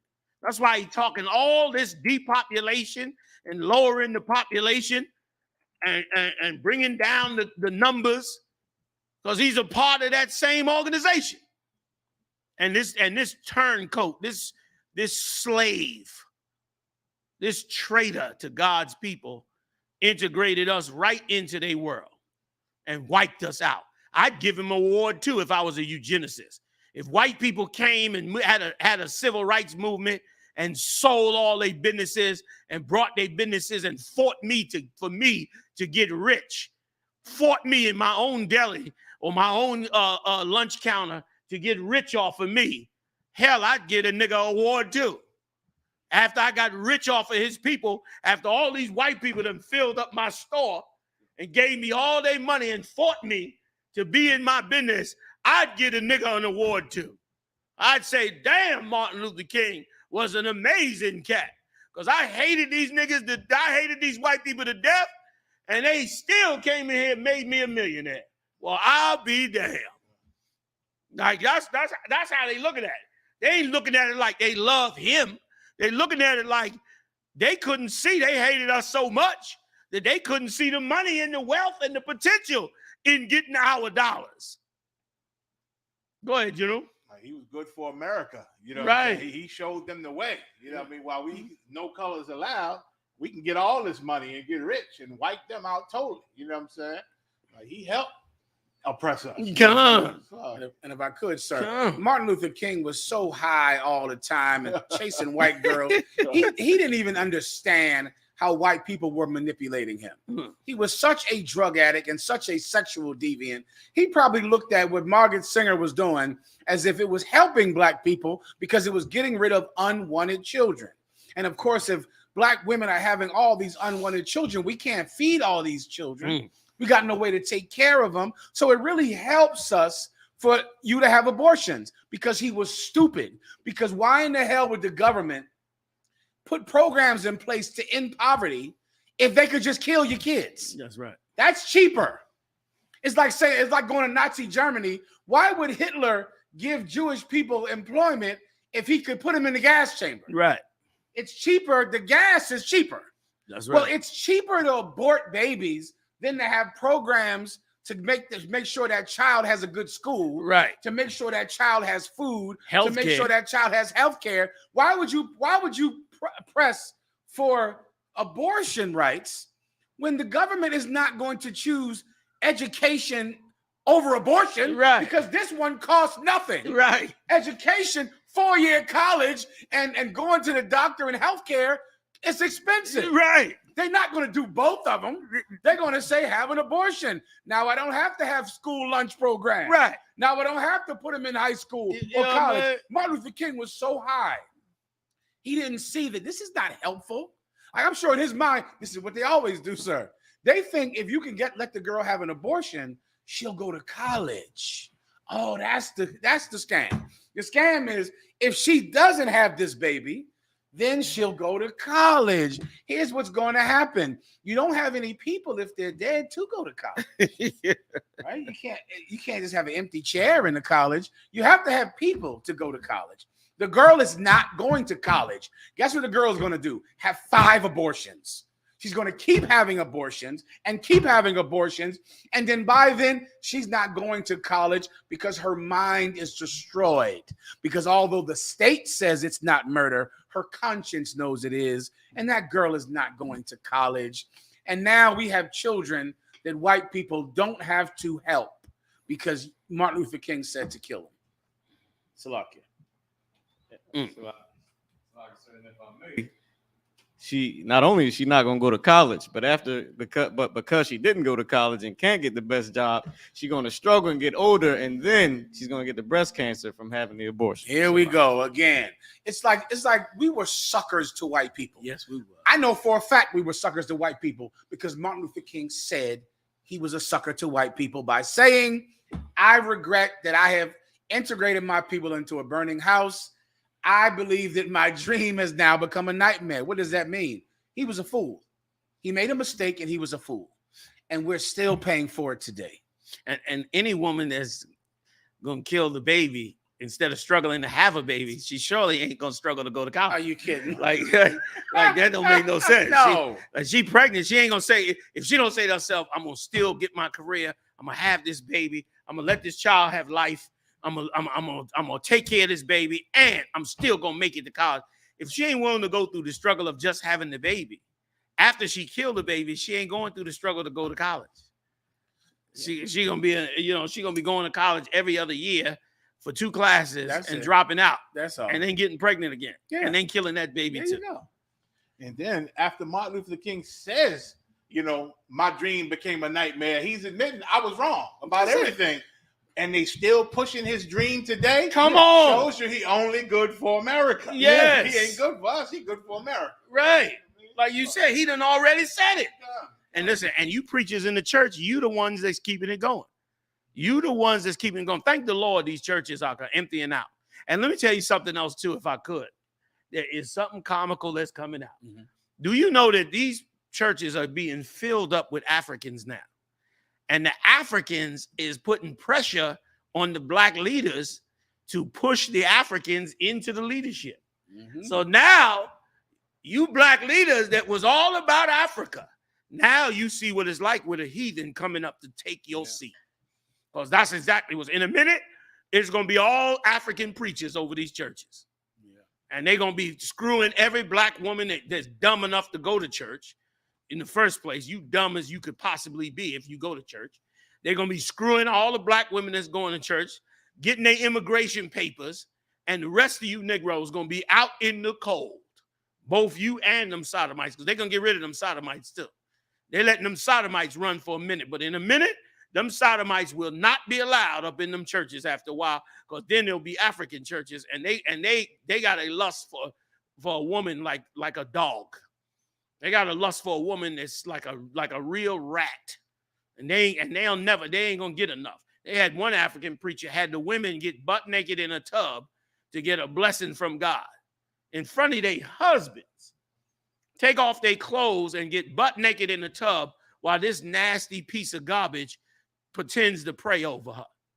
Anybody going to church, man, in this century, you a fool. You a total fool. So, Lockie, where we going next, y'all? Maybe the Ghana one. Let's do it. What's happening in Ghana? Why African Americans are flocking to Ghana. Mm-hmm. African Americans and those from the Caribbean are returning to countries like Ghana more than 400 years after their ancestors left Africa as slaves. Many say they want either to reconnect or resettle on the continent. Tony Onokma originally hails from Mississippi in the United States of America, but more than 10 years ago, she decided to move abroad. I had this strong edge to come to Africa. I wanted to experience it. Something has been tagging my heart to come and visit the motherland, she told DW. And let me tell you something. Every silly, lonely black Christian woman, every dumb, stupid, lonely, can't get a man black woman is running to Africa thinking she gonna get her a mandingo. Okay? You gonna get Ebola. That's what you about to get. Go ahead. If I may, sir, I cannot believe I didn't bring this out earlier, sir, but apparently Steve Harvey's daughter, Lori Harvey, is now with a Hamite herself now. Another one on the list. And the wave is coming. And we said it. The way. Oh, Mawa Quad is in here. Captain Mawa Quad. You there in the clubhouse? Captain Malquad brought a story out for us. Salaka, General, I'm here. Cap, bring out that story, man. About Which one, sir? the Salaki? Africans that you showed me this morning or yesterday morning. You said some Africans? Yeah, it was an African story you brought me that was right along the lines of what we were saying. It should be in your text. You sent it to me in the text. Oh man. Let me check right quick, General. Come on, Malquad. Hold up. I think I got it right here. Let me see. If I could, sir. Wait a minute. Sorry, General. If I could. Listen to this, y'all. Black people, boy, y'all so blind. I got it, Malquad. Check this out. Come on, sir. Michael B. Pratt, a business mogul born in the United States of America. Note the name, Michael B. Pratt. Specifically, Los Angeles is set to build an ultra-modern film studio in Ghana. This is a man from America. The facility is said to have an estimated value of $350 million and will sit on a land area of 329 acres. The entrepreneur was installed as a development chief in the I.S.U.P. Kingdom in the central region of Ghana. Following his new status, Mr. Pratt will now be addressed by his royal name, Nana Duklabo E.M. Faturme.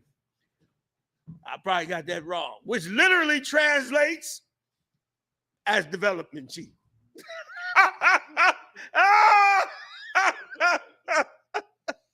He promised to replicate Hollywood in the West African country with the state-of-the-art facility upon completion.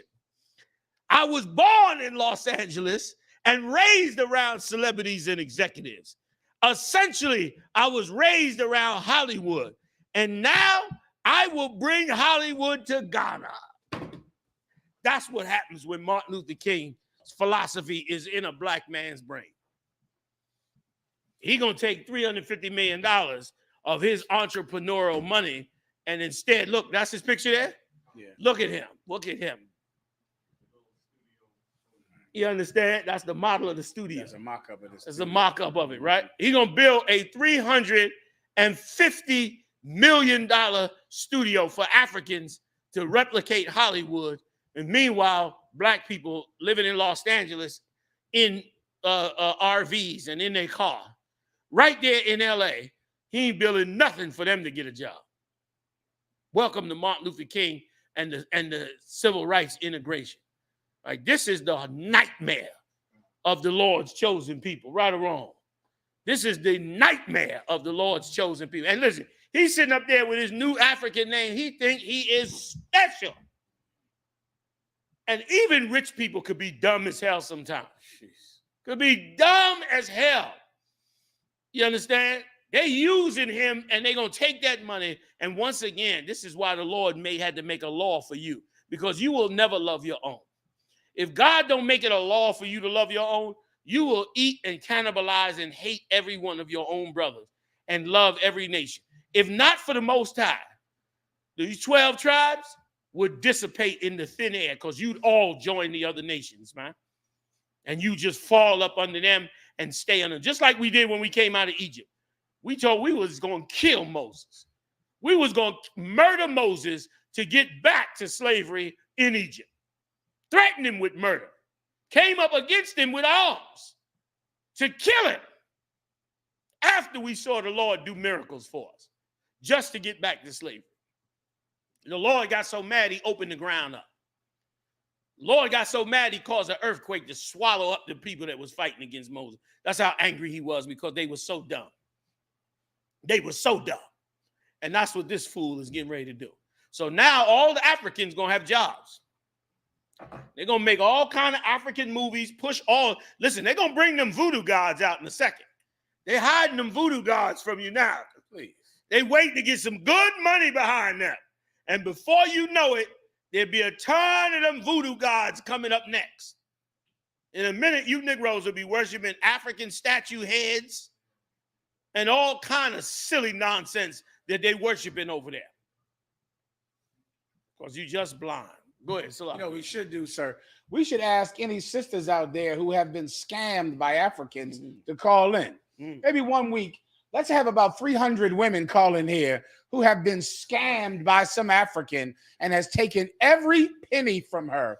Call in and tell your story anonymously, at least. Yeah. Because that is what Africans do. Africans take being a scam artist, it's an industry to them. It's like a trade to be a scam artist. And this movie studio and this mock-up of this movie studio is a scam. Yeah. It's a scam to get black people to go, wow, this is a real Wakanda. How can you're going to go invest money in some movie studio. You're going to go move to Ghana because the Africans want rich black people to come to Ghana. Bring your money. Make sure you bring your money with you because they want you there to take every penny that you have. And you're going to go back to Detroit with your drawers ripped off of you, and you'll be back in Detroit, and they'll have every penny of your money.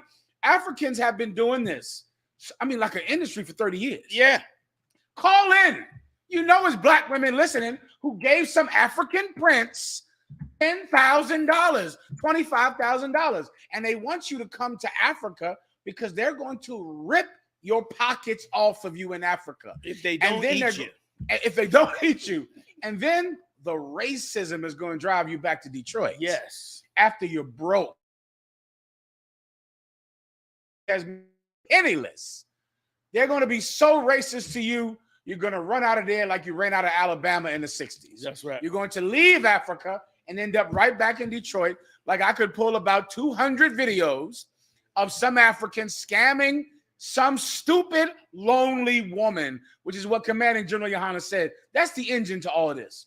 They take a black man, they say, now you're a king. You're King Wukafi. Now, that's who you are. That's your name. You're a King Wukafi. A black woman, you're so lonely that you have decided you've had sex with all the American men. You've had sex with half the women. Why not go to Africa and find somebody to have sex with over there? You're going to Africa literally because you just had sex with everything in America and it didn't work. You tried lesbianism back in the 90s for the same thing. You tried that. You said, well, damn, I can't find a good man. Let's just be a lesbian. You tried being a lesbian. That lasted about a year. You tried that about a year. You started fighting her over maxi pads in the bathroom and fighting her over hairbrushes. Stop being a lesbian. Now you're trying Africans. Let me tell you what's going to happen, baby girl. He's going to take every penny that you have, Prince of Wakanda, and send your broke, busted tail back to Detroit with a new African venereal disease. With something out of a laboratory, something nobody heard of. You're going to have something gonna fall out. General, Salaki, General, can I say something? Something gonna fall out your box and start walking around. Gee, man, that is terrible. How about the window? A gremlin. You don't have a gremlin jump out the tail like They got to chase down the contagion. You talk about you looking for gray aliens. You about to find them. Go ahead, Balkar Salaki. No, what I was just gonna say, what General Muhammad was bringing out was so heavy. Of course, you know, Nigerians are known for coming over here to America, marrying our sisters for citizenship, dumping them, having some babies by them, move their kids back to Nigeria at some time. But once they dump them or whatever, then they move their Nigerian woman over here to America. And the reason I know, because it happened to my auntie or whatever, you know what I mean? And I grew up with one of my cousins. Her father is Nigerian. She thought she was gonna come to one of the cookouts a couple years ago. I had to disappoint her. She mad at me. She mad at me. She mad at me until this day because she couldn't come to the cookout. You know what I'm saying? So what General Muhammad was saying is so true. Salak. Damn right. Thank the Lord. There's somebody that still believes in loving their own kind above everybody else. Thank the Lord that there is something. Some that think that way. You know what I mean? Damn right. Then that brother, he's sitting there proud as hell, thinking he done gave all to his people. Right. 350 million. And once they rape him, like the General Mahanna said, and he got nothing, he gonna come back here hating us. Yes. Hating black people over here because of what the Hamites did to him. Oh man, that's such a good point. And I'll help you a little more, Maya. He don't have $350 million. No. This is all for you to invest in it. Like, this is all. That's what the mock-ups, they do it too. They show you that old city glistening. This is what we're going to have. We're going to have this beautiful city so that you can run down, move down there to work in that studio. And of course, they just need some investors, and this whole thing we can get off the ground. That's all we. Here's the mock-up of it right here. This is what we're going to have. You put your 25,000 in here, and you can get on the ground floor of this wonderful new music studio. Yeah. Here's the mock-up. You see it right here. This is what we're going to have. All we need is your 50,000, and so we can start this beautiful studio, because that's all they do. They're liars and scammers, and they hustle the simple and stupid and lonely. The dreamers. The dreamers. Right. So lucky, sir. No, damn right. Damn right. Go ahead, you die. What I was gonna say, what y'all bringing out is just so heavy. It reminded me of what happened with Meek over there in Africa, where he went to Ghana and got robbed, beat up, chased him into the venue, and then he went on Twitter talking about, I gotta go back to Africa. I gotta sign one of their artists, you know what I mean, to my label. And then next thing you know, you at the fight, you know what I mean, with Tank, and you get into it with two brothers in Philly, Wallow and Gilly. You know what I mean? And you ready to, you know what I mean, go to war with them brothers, but you just got beat up and robbed by him. And what you're saying is so heavy, you die in this. That after that happens, like, we learn the lesson to include and give all we have to the heathen. Like, see how he said, I got to go back to Africa and sign an artist? Because in his mind, that beating and abuse that he took over there means that he wasn't sharing the wealth. He didn't bring in an African artist. He should have been really being down with the motherland. And that's the problem with you. That's the problem with you, brother. And that's that MLK philosophy. And like you said, then you're going to come home and hate us, like that, like the point you just brought out. Yeah. You're going to come home and hate your own brothers, man. When you got to choose your brothers above all. Right. You understand? Give me something good, y'all. Give me Tobit, when his father told him to marry a woman of his own kind. You know what I mean? And everybody know the story of Samson. 12, sir. You know the story of Samson. I ain't even got to read that. Go ahead, Doc. The book of Tobit, chapter 4 and verse 12. Beware of all whoredom, my son. He's saying beware of all whoredom, meaning all kinds of whoredom. Going out and dealing with these other nations is considered whoredoms. You understand? It's considered whoredoms. Go ahead, Doc.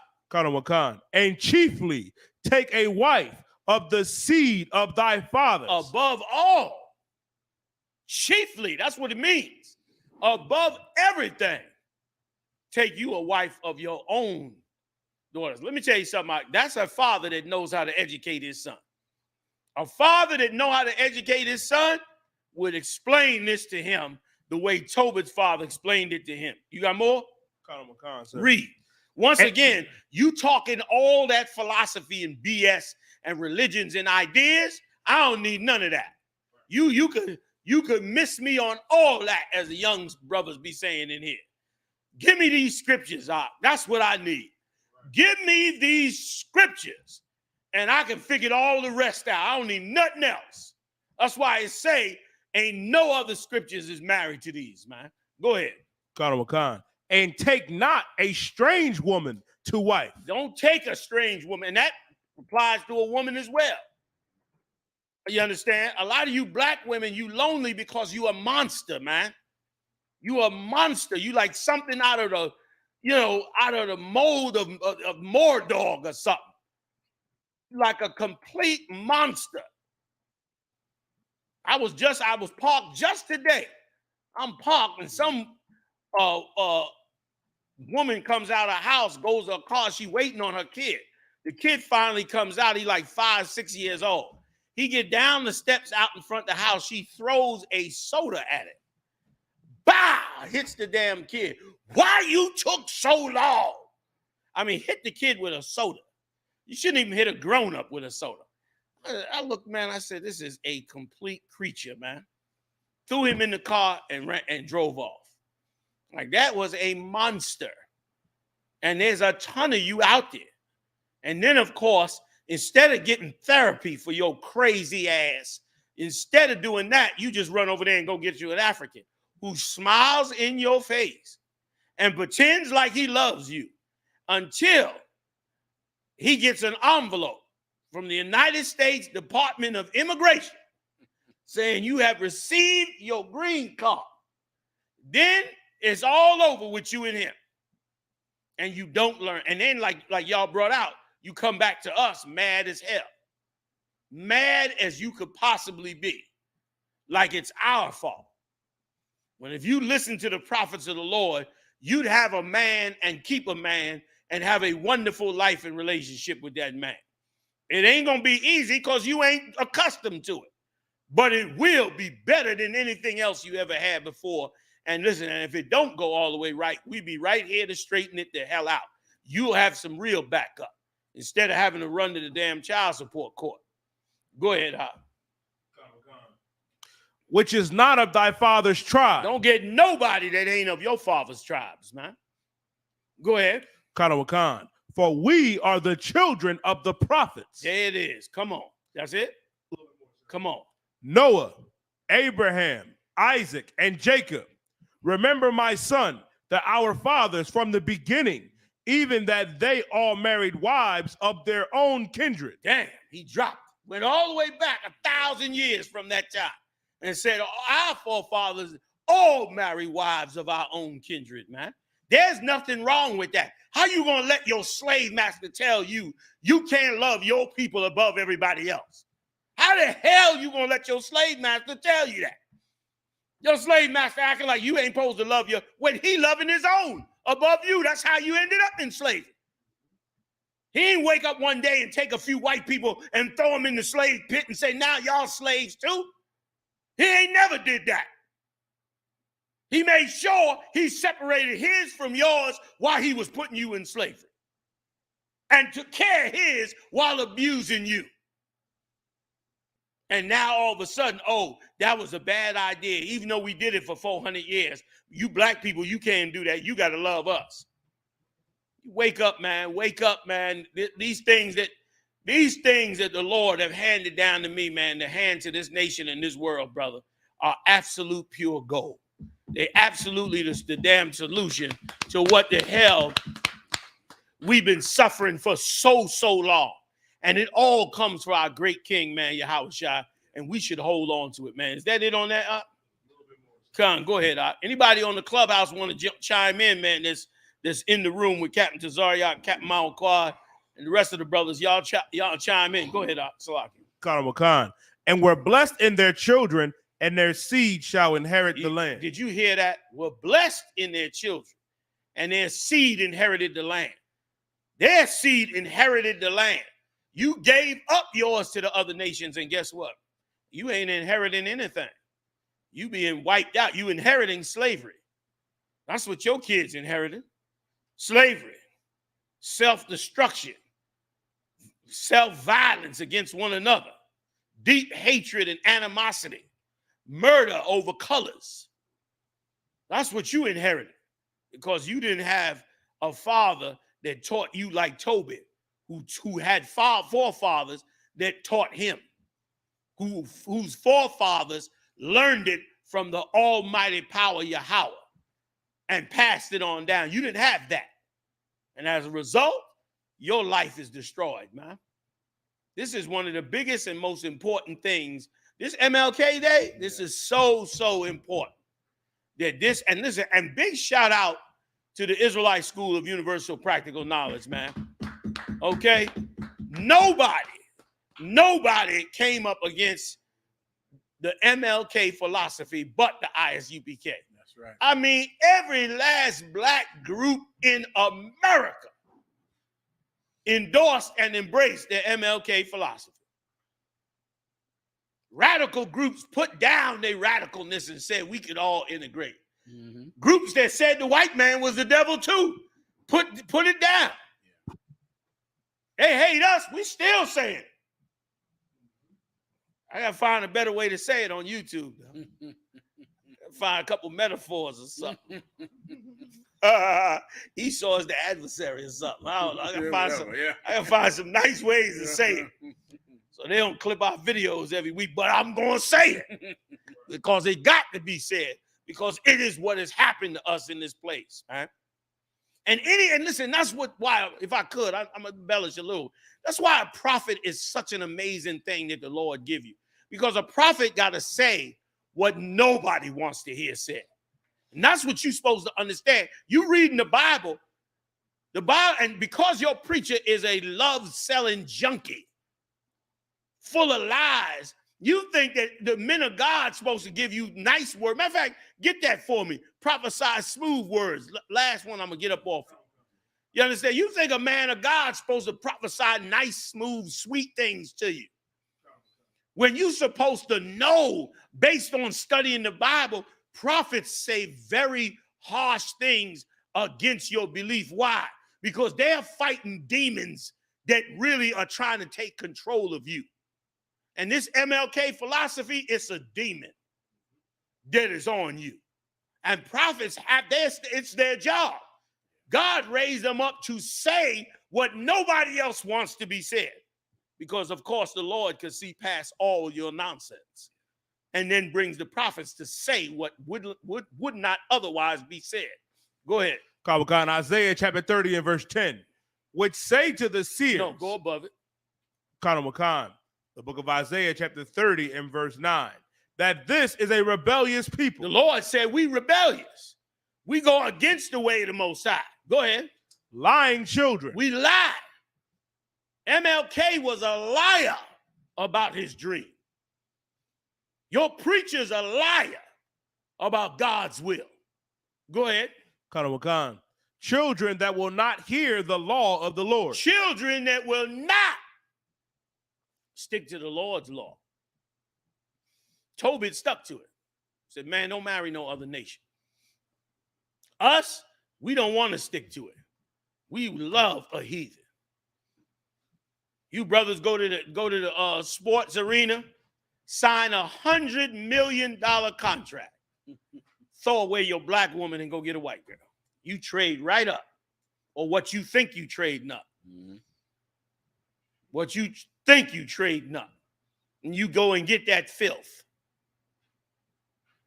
instead of sticking to the law of the Lord. Go ahead, Oxalaki. Khan, sir. Which say to the seers, see not. You say to the seers, the ones that could see, you say to them, see not.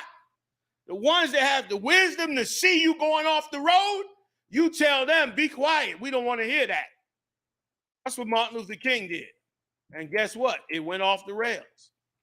The seers were saying, the prophets of God were saying, that is wrong. That is against the scriptures. They didn't want to hear that. See not. Go ahead. Khan, and to the prophets, prophesy not unto us right things. Don't tell us what's right. Tell us what we want to hear. Tell us what feels good. You love a preacher that preach good, sweet words in your ear, that stroke your ego, that lie to you about your future being right. You love it. When the Lord said, that's what we love, man. And you coming into the truth, you supposed to go against that. Go ahead, Doc. Khan. Speak unto us smooth things. Tell us smooth words. Make us feel good. That's why Ezekiel said, they come to hear you, and you're like one that playeth well on an instrument, but they will not do what you said. They won't go do what the Lord said to do. You got more? Finish it, please. I'm getting up off it. Prophesy deceits. Tell us lies. And that's exactly what happened. And you got to become a person that say, I don't want no more lies. I'm going to swallow down the truth. I don't care what it is. I don't want no more lies. And brother, I thank the Lord for the words that Christ said, know the truth, and the truth shall make you free. I thank the Father from heaven that I do not follow the philosophy of Martin Luther King to the demise of blacks and Latinos, man. Salaki. What? I'm off. Where we going, y'all? Salaki. One more, you die. Khan. Kind of, sort of married. What's the biggest one? Please, you got it. Conor McCon. Khan is sort of married.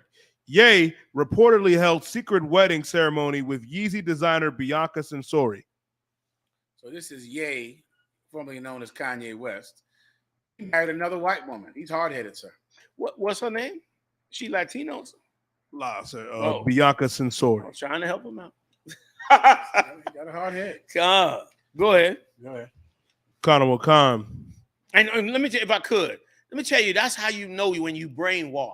If you poor and in the hood, and then you become wealthy, and now you go and get a woman of another nation, that means you hate your nation.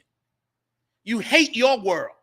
Like every other heathen becomes wealthy and brings their philosophy, their food, their culture, their identity. They bring it and force it on everybody else, not you. You shun your identity and go and get the other nations. And that's exactly what Adam did in the garden. That's how you know you're the chosen people of the Lord. So, Salakia, go ahead, Doc. Ye and Censori held a private ceremony to celebrate their union. The alleged couple hasn't filed for a marriage certificate, but this means the marriage is not likely legal yet. West was first spotted with Censori entering the Waldorf Astoria Beverly Hills on Sunday, January 8th. Photos of them riding around in his Maybach, donning a white grin, it's like a wide grin, and entering the LA hotel marked the first time Ye was spotted in public in weeks. Like, I don't get it. Looks like Kim Kardashian. Right. I think I understand the whole thing from top to bottom. If you want, come on with it. I think I do. I think I understand it. Okay, Kanye West, right? Kanye West, I think, has a pornography addiction. I think he has a terrible pornography addiction, and I think that's why he married the most famous porn star in history, which is what Kim Kardashian is. Kim Kardashian has the highest selling pornography tape in history to this day. Sure do. With her, I think, in the Ray J.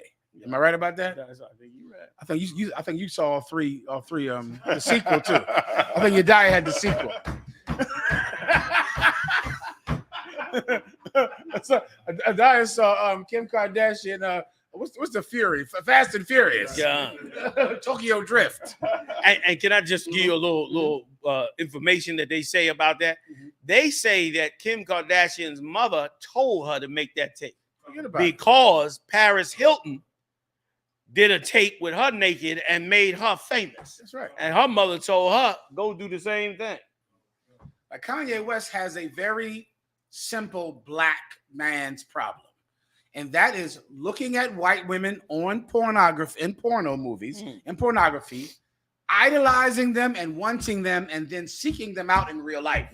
Like they turn the pornography off. Yeah. And then they go into the real world to find the porn star that they've been sexualized to from masturbation. And so now they need to find a living porn star.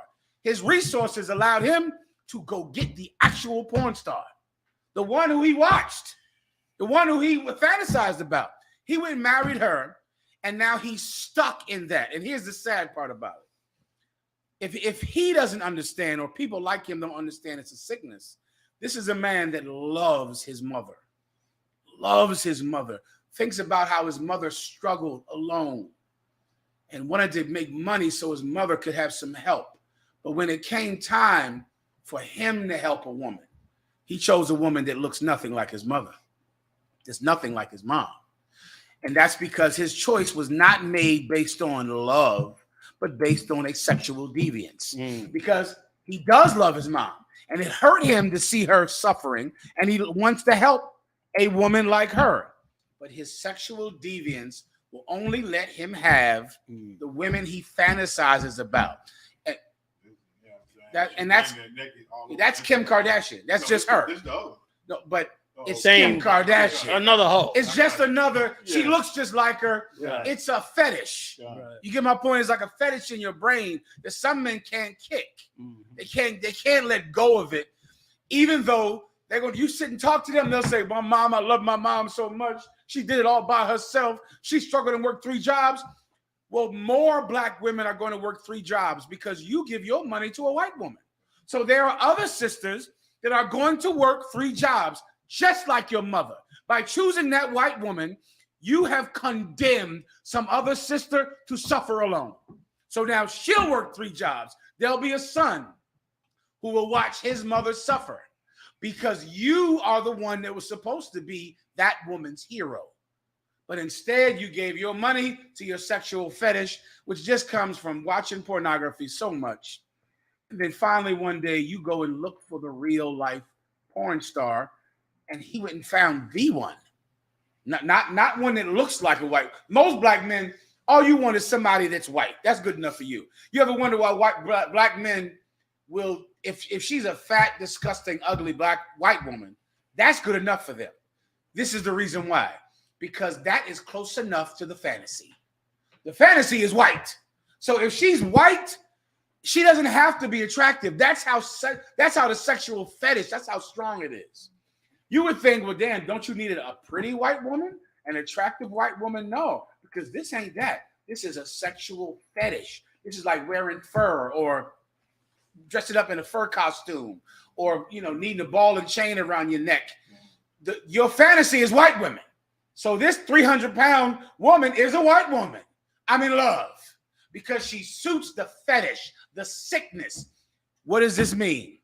If you want to help black people, you're going to have to get rid of your sexual deviances. If you want strong black men, you're going to have to not be like Martin Luther King. Martin Luther King allowed all his sexual deviance to pollute him politically. It polluted him in his work. So now he's in love with white women. He loves white women. He goes to work and joins white people with black people because he has a sexual fetish that he's trying to ignore, acting like it doesn't matter, but it is going to affect his work. That's what's happening with Kanye West, sir. Salaki. And it's horrible. And let me tell you, and that is why we as a nation have to come together. You must come together. That's why this Passover, April 1st, everybody is ordered to be in Raleigh, North Carolina. Let me tell you something. If this was about something else, some lustful, evil thing, it'd be no problem with every last one of us getting there. You think about all the places you drove and rode and rid and flew to do something utterly simple as hell. Then think about how hard Satan is trying to make it for you to not come to the Lord's 54th annual Passover.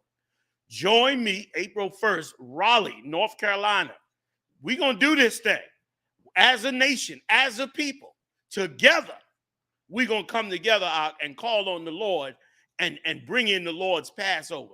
Everybody go to ISUPK.com, ISUPK.com, and go ahead and pay your Passover fee. Pay the $200. Pay it first. Pay it before you get the plane ticket.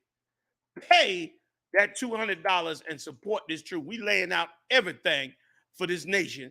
And let's go show the world, like fulfill your obligation.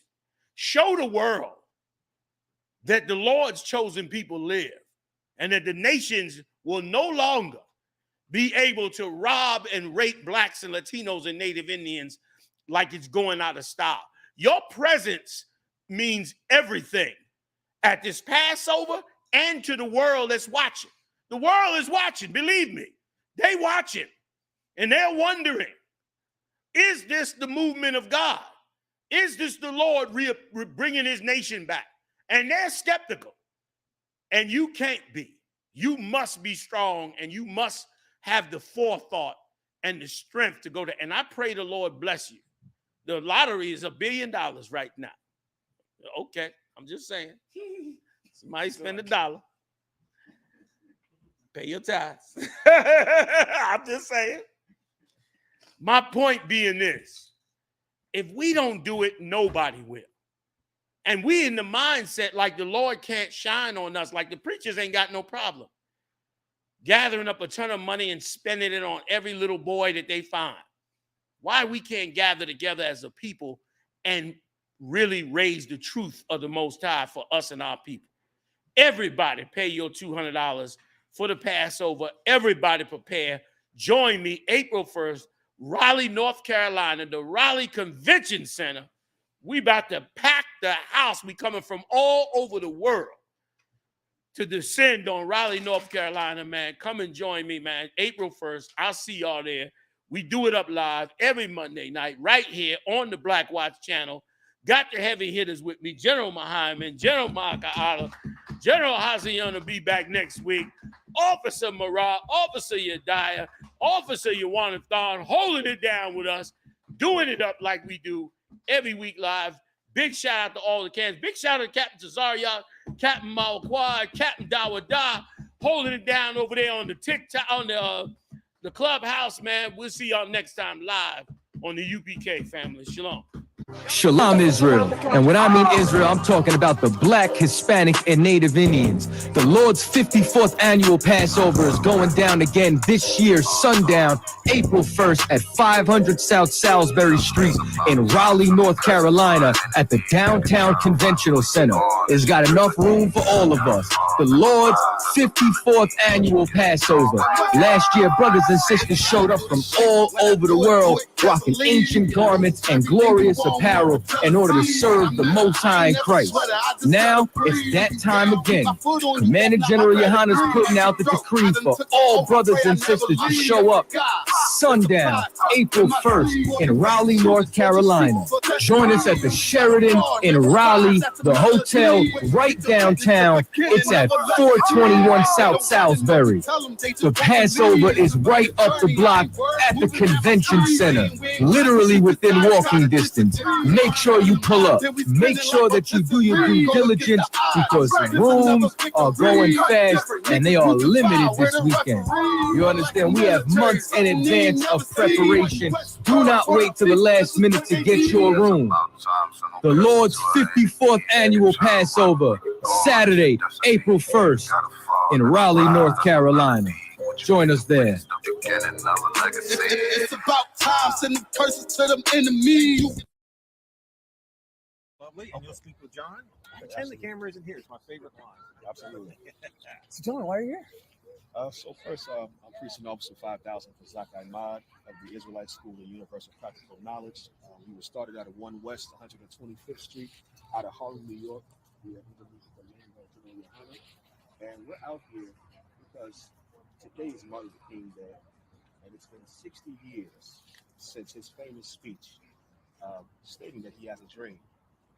And the past 60 years, as Black Americans, we've had a lot of time to reflect, to analyze, and to look at the legacy of this man right here.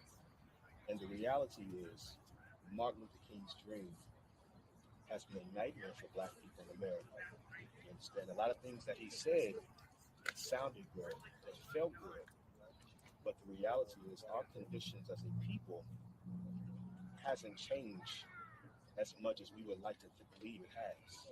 And and so we're out here and we're just doing a couple of different interviews with people just to get their perspective and get a general consensus on what the people, what this means to them.